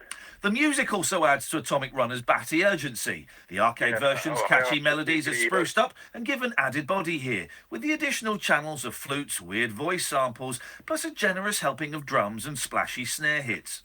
All of this goes to create a game that's both immediate and hugely replayable. Atomic Runner's a tough game, certainly, but not unfair. When you're inevitably hit by an enemy charging onto the screen, it's because you've made a mistake, not because the game's trying to cheat you out of a life. There's a pleasing flexibility to Atomic Runner too. The game's control system asks you to use one button to shoot left, another to shoot right, and a third to jump. The option menu allows you to tailor the button layout to your liking, as well as choose from a range of difficult levels. The latter is a particularly thoughtful addition, since Atomic Runner's surely one of the Mega Drive's trickier titles, even when played on easy mode. Could you tell Catherine she was right enough that you did know more about Atomic Runner than I did? Thanks for calling, Stephen. Thank you, Ian. Tatty bye. I kind of love him though. I don't know why that's made me laugh so much. Across the UK, online and on DAB. A radio star is born. You're going to love Talk Radio. At DFS, sofas are handmade to order in your choice of colour. And now spring collection sofas are up to half price. But be quick, selected sofas end soon. DFS. When I was a kid here in Iceland, we were always playing football. And we had big dreams. Well, Iceland go to the Euros, go to the World Cup. I was going to have you sit there tonight for that. But we never thought we could actually go there. Working. So last time I told them about this, The and they went, atmosphere oh, at the because your games camera's not was there, we can't do non-existent. it. I was thinking, well, you don't need to have me in it anyway. Well, that So we got idea, together, that idea lasted a long time, didn't it? Well, and then they start saying, have you got which anything? was called Well, Tolvan. make your minds For up. the I mean, 12 men. fuck's sake, We use got that the camera. drums and created some chants, I mean, and the results are they started doing it or growing. not? At the Euros, something amazing happened. The Vikings came to Europe. We unleashed on them the famous Viking chant. It was a beautiful tournament. Just got great results, and everybody was rooting for Iceland. I'm really honored to be a part of Tolvan. I think we're doing a great job, and I think Iceland and the people are proud of us as well.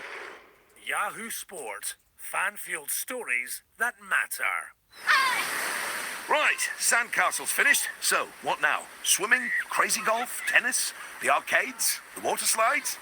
All of them. Ready to join millions of families across the UK and Europe on a halts from £15 only with the Sun? Oh yeah! Pick up the Sun and start collecting today. T's and C's apply. Even when I went into like reading voice, he still didn't get it. That was fun. Join me this Sunday night from 10 for a trip into the outer limits.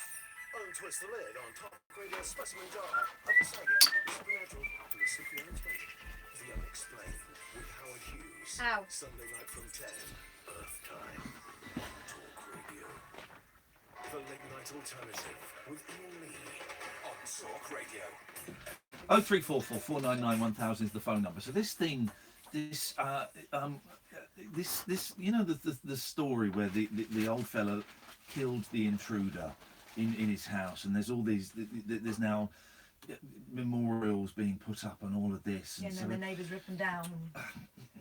I can't help but feeling, partly because I listened to Nick Ferrari's phone in today, that a lot of this is fueled by racism because they're travellers, and so they're all dirty travellers. So they're all in on this criminal act. They're all part of it, you know. And people were hinting at it at this phone in earlier on, and I do think a lot of it. I think a lot of it is racism towards the travelling community.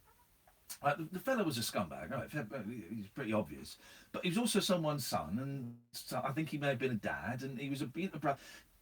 And it's not the mum and the kids and the brothers, or whatever the family. It's not their fault. You could argue it is their fault, but it's not. What he did is not their responsibility, and they should still be allowed to mourn. Now, putting up, big garish tribute is insensitive. It's, I can see. And do we know it's the family doing it? I don't think we do we? I thought we did. Anyway, I'm making a lot of assumptions, right? I'm making a lot of assumptions, but it's a really sensitive thing, right? And I can totally see both sides of the story. I can see both sides of it, right? Let them put them up for the week, and then give them a week, and let them get taken down. Because taking great glee, as this gentleman is doing on the front page of all the newspapers. And I saw the shot. This fella who looks like Terry Pratchett. I saw the shot from the other side, and there's 30 photographers and cameramen, all bunched up. 30 of them. Getting a picture of this fella ripping them down and smashing them all up, all these flowers, and stamping on them and all of that, right? And I get that this old boy's now, they can't go back to their house because they're terrified, and they've been threats have been made against them, and seeing this is going to be a reminder of what must have been an horrific experience for this old boy and his miss. We kind of begin to imagine what that poor bloke and his wife have gone through in terms of the actual robbery and the aftermath of him defending his family and his property, right? You can't, but this is such a tense situation that could kick off at any moment. Let them put them up for a week. Let them put them up. Let them put them up. Have the funeral, and then take them down. Don't you? I mean, that. I'm not a fan of the roadside memorial anyway. I think that I think they're not. I don't like them. But I think it's been handled terribly. Yeah. I can understand why the neighbours don't want it. Oh, of course. Oh, I wouldn't want it. And that poor guy, I'm assuming they're never going to be able to go and live there again. No.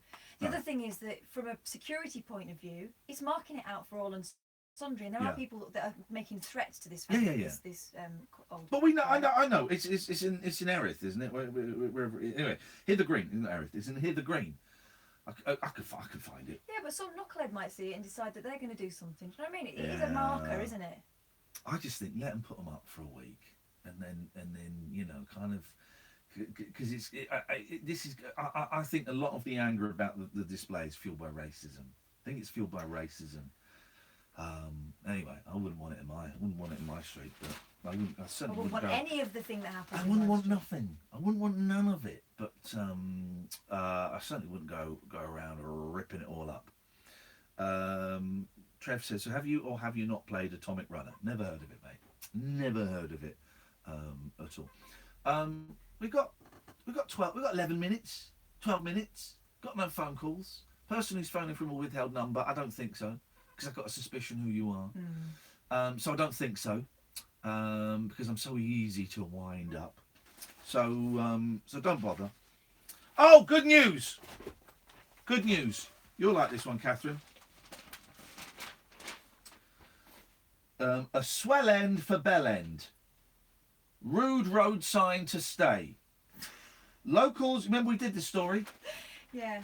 Locals have won a battle to keep Rood Road name Bell End.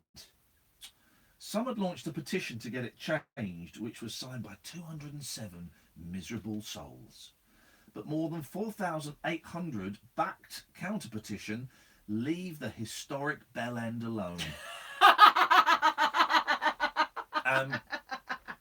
Just reminded, apropos nothing, Paul Ross will be on at 1 o'clock.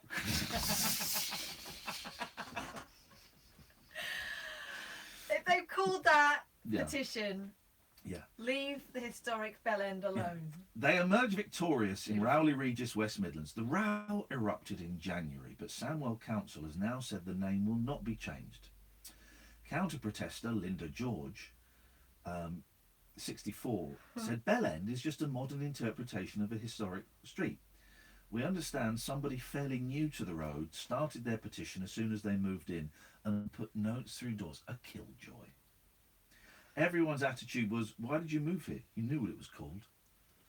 The council got in touch with me and said there's no plan to change. Objectors claim the road name knocks up to £60,000 off of house prices, attracts selfie takers, and has led to bullying of school kids. Oh. You live in Bell End. My mate's mum lived in Slag Lane. Independent councillor Barbara Price says, it's been there for years, can't change it. Linda believed the name related to an old mine. Whatever. Old man. She said, a woman told me her mother said it was called Bell End because of King John's, careful how you say this, King John's hunting lodge. There was a bell on it. And then there's a picture. What they've done is they've got a picture of an attractive 19-year-old, saucy sign, resident Daisy Fisher, 19, in street. I mean, that's... Guys. So well done, guys. The Bell End stays. So that's good news for people. Bell End. Here's the thing I didn't understand. Stars of ITV's The Real Full Monty, Ladies' Night. So this is where Victoria Derbyshire, Colleen Nolan and a few other women stripped off to raise awareness. Yeah. For, And there'd been a male version, hadn't there? yeah. So I don't know about the male version, it doesn't say. But stars of ITV's The Real Full Monty, Ladies' Night were paid £10,000 each. Right. That doesn't seem a lot to me. To get your kit off, no. To get your kit off on a prime ITV show. Now, the argument here is, as we'll see, Megan McKenna and 7 others were said to have stripped off in the name of charity. The one-off show raised just £4,000. So that is a bit... Oh, that's embarrassing, isn't it? That is embarrassing. That is embarrassing. So who was doing this? Okay, I don't recognise them, so I can't. But let's see what the story says. Fury erupted last night after it emerged that stars were paid £10,000 each to strip on an ITV charity special. I wouldn't take my... I'm surprised they got as little as that, to be honest. But a big ITV show where you're stripping off in front of an audience, you don't see the pudenda, but you see bums and boobs, right? Oh no! So I would have thought more than 10 grand. It was also, and I didn't see it. I did talk about them on Good Morning Britain. I talked about the male version, and I know in the male version, I'm pretty sure about this. They also talked about checking your balls for cancer, right? So they also, so it wasn't solely about raising money. It was also about raising awareness and about checking. And I think there was like a video on how to check yourself or something, which is, I've kind of guessed through much trial and error. But it is, because people still don't, So I think it was about that as well. Fury erupted last night after it emerged that stars were paid 10 grand each to strip on an ITV charity special. A TV source said viewers were made to think the Real Full Monty Ladies' Night was all about raising awareness and funds for breast cancer. While it did raise huge awareness and encourage viewers to check their bodies, a host of the stars took a massive payday in the name of charity. It's pretty appalling. This is a TV source, so they've made this up. It's pretty appalling that this wasn't made clear to viewers. Well, I assumed they were getting like 15, 20 grand. I assumed that. Yeah. Fans will be furious that they pocketed such huge sums. Well, no, I think most people will be furious that the charities didn't get more money. Yeah. The recent one-off show featured an 8-strong group led by Loose Women's Colleen Nolan, 53, performing a routine and taking their clothes off. Towie star... Oh, here we go. Megan McKenna, 25. Ruth Maddox, 74. Former Liberty X singer Michelle Heaton, 38. I don't need their ages. Presenter Sarah Jane Crawford. Journalist Victoria Derbyshire. Emmerdale's Sally Dexter. And comedian Helen Lederer took part. Each has a link to cancer. And they got paid 10 grand. I don't see... I think it's embarrassing it didn't raise more money. Can I? Well, should I say I'm doing the chase at the weekend, right? for charity, my charity's going to be the Samaritans. I don't know if that's meant to be a secret or not, but my charity's going to be the Samaritans. Me and 3 other people from the jungle, and we're all raising money for a different charity. And I guess that your total is split 4 ways. I guess I don't quite know how it works. I'm getting paid. I'm not getting paid 10 grand, but I'm getting paid quite well out of it. But the idea is, like, I've not really got an objection to people getting paid, especially to take your clothes off. Yep. Especially to take your clothes off. But I think if I were them, I would be embarrassed that they hadn't raised more money. Yeah. And that's I mean, that's a paltry sum, 4,218 quid. That's a terrible sum to have raised. What happened? While splashing out for the celebs, ITV raised just £4 grand for charities including Copperfield, Breast Cancer Care and Breast Cancer Now on their online fundraising page. Oh. So I don't know if there was like a phone number during the show. There must have been something like that. Last night, after being contacted by The Sun, ITV removed all references from their website that the show was, quotes, in the name of charity, unquote. Ladies' Night followed a male version in which stars recreated the strict routine from the Full Monty for prostate cancer. So, one has to assume that the men, well, I say one has to assume that the men were paid the same. We don't know in this day and age, do we? An ITV spokesman said the real Full Monty show's focus and aim was raising awareness about cancer and encouraging people to make vital health checks. They clearly weren't television charity fundraisers. He added they were ITV's most watched factual shows. I do think this is the Sun are trying to catch people out on a technicality, really.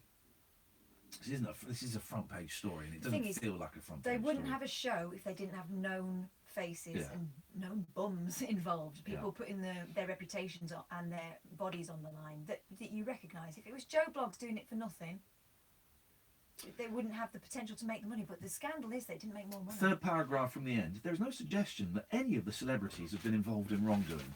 No, but it's a front page story. Exclusive charity row, the full bounty, Monty stars 10 grand each. It's just a bit mean. It's a bit mean. There must be more to it. I can't believe it only made £4 grand. It says £4 grand on the online thing. Were there other ways of raising it? Was there a phone number? Was there texts?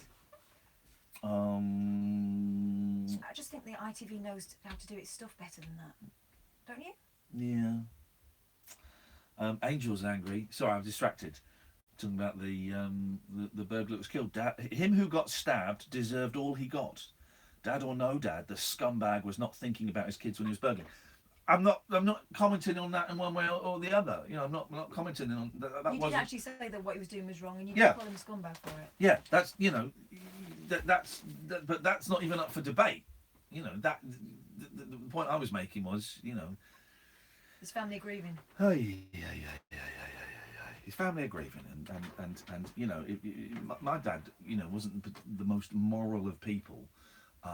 But you know, when he died, I was supposed to not grieve him because he was a shit husband to my mum, and he was cheated on women. You know what I mean? It's a slightly different thing. But you know, families are anyway. We're getting tongue-tied and we're turning into London's biggest C word, which is what we don't want to do tonight. Don't forget, dear listener, there are 2 podcasts what you can go and grab right now with your horny, hairy hands. If you go to iTunes or your usual podcast provider, you can get the best of this. And well, you put out the whole 2 hour.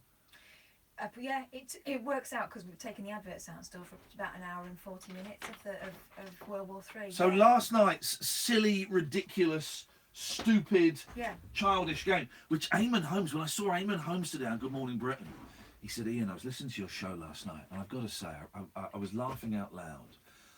You guys put so much thought and work and preparation into that show, thinking we're making it up as we went along. Literally making it up as we went along. So I nodded and went, yes, no, that's correct, Eamon. That's how we like to roll. But it was very nice of him. I get embarrassed when I know that people like him have listened, and George Galloway and his family were listening.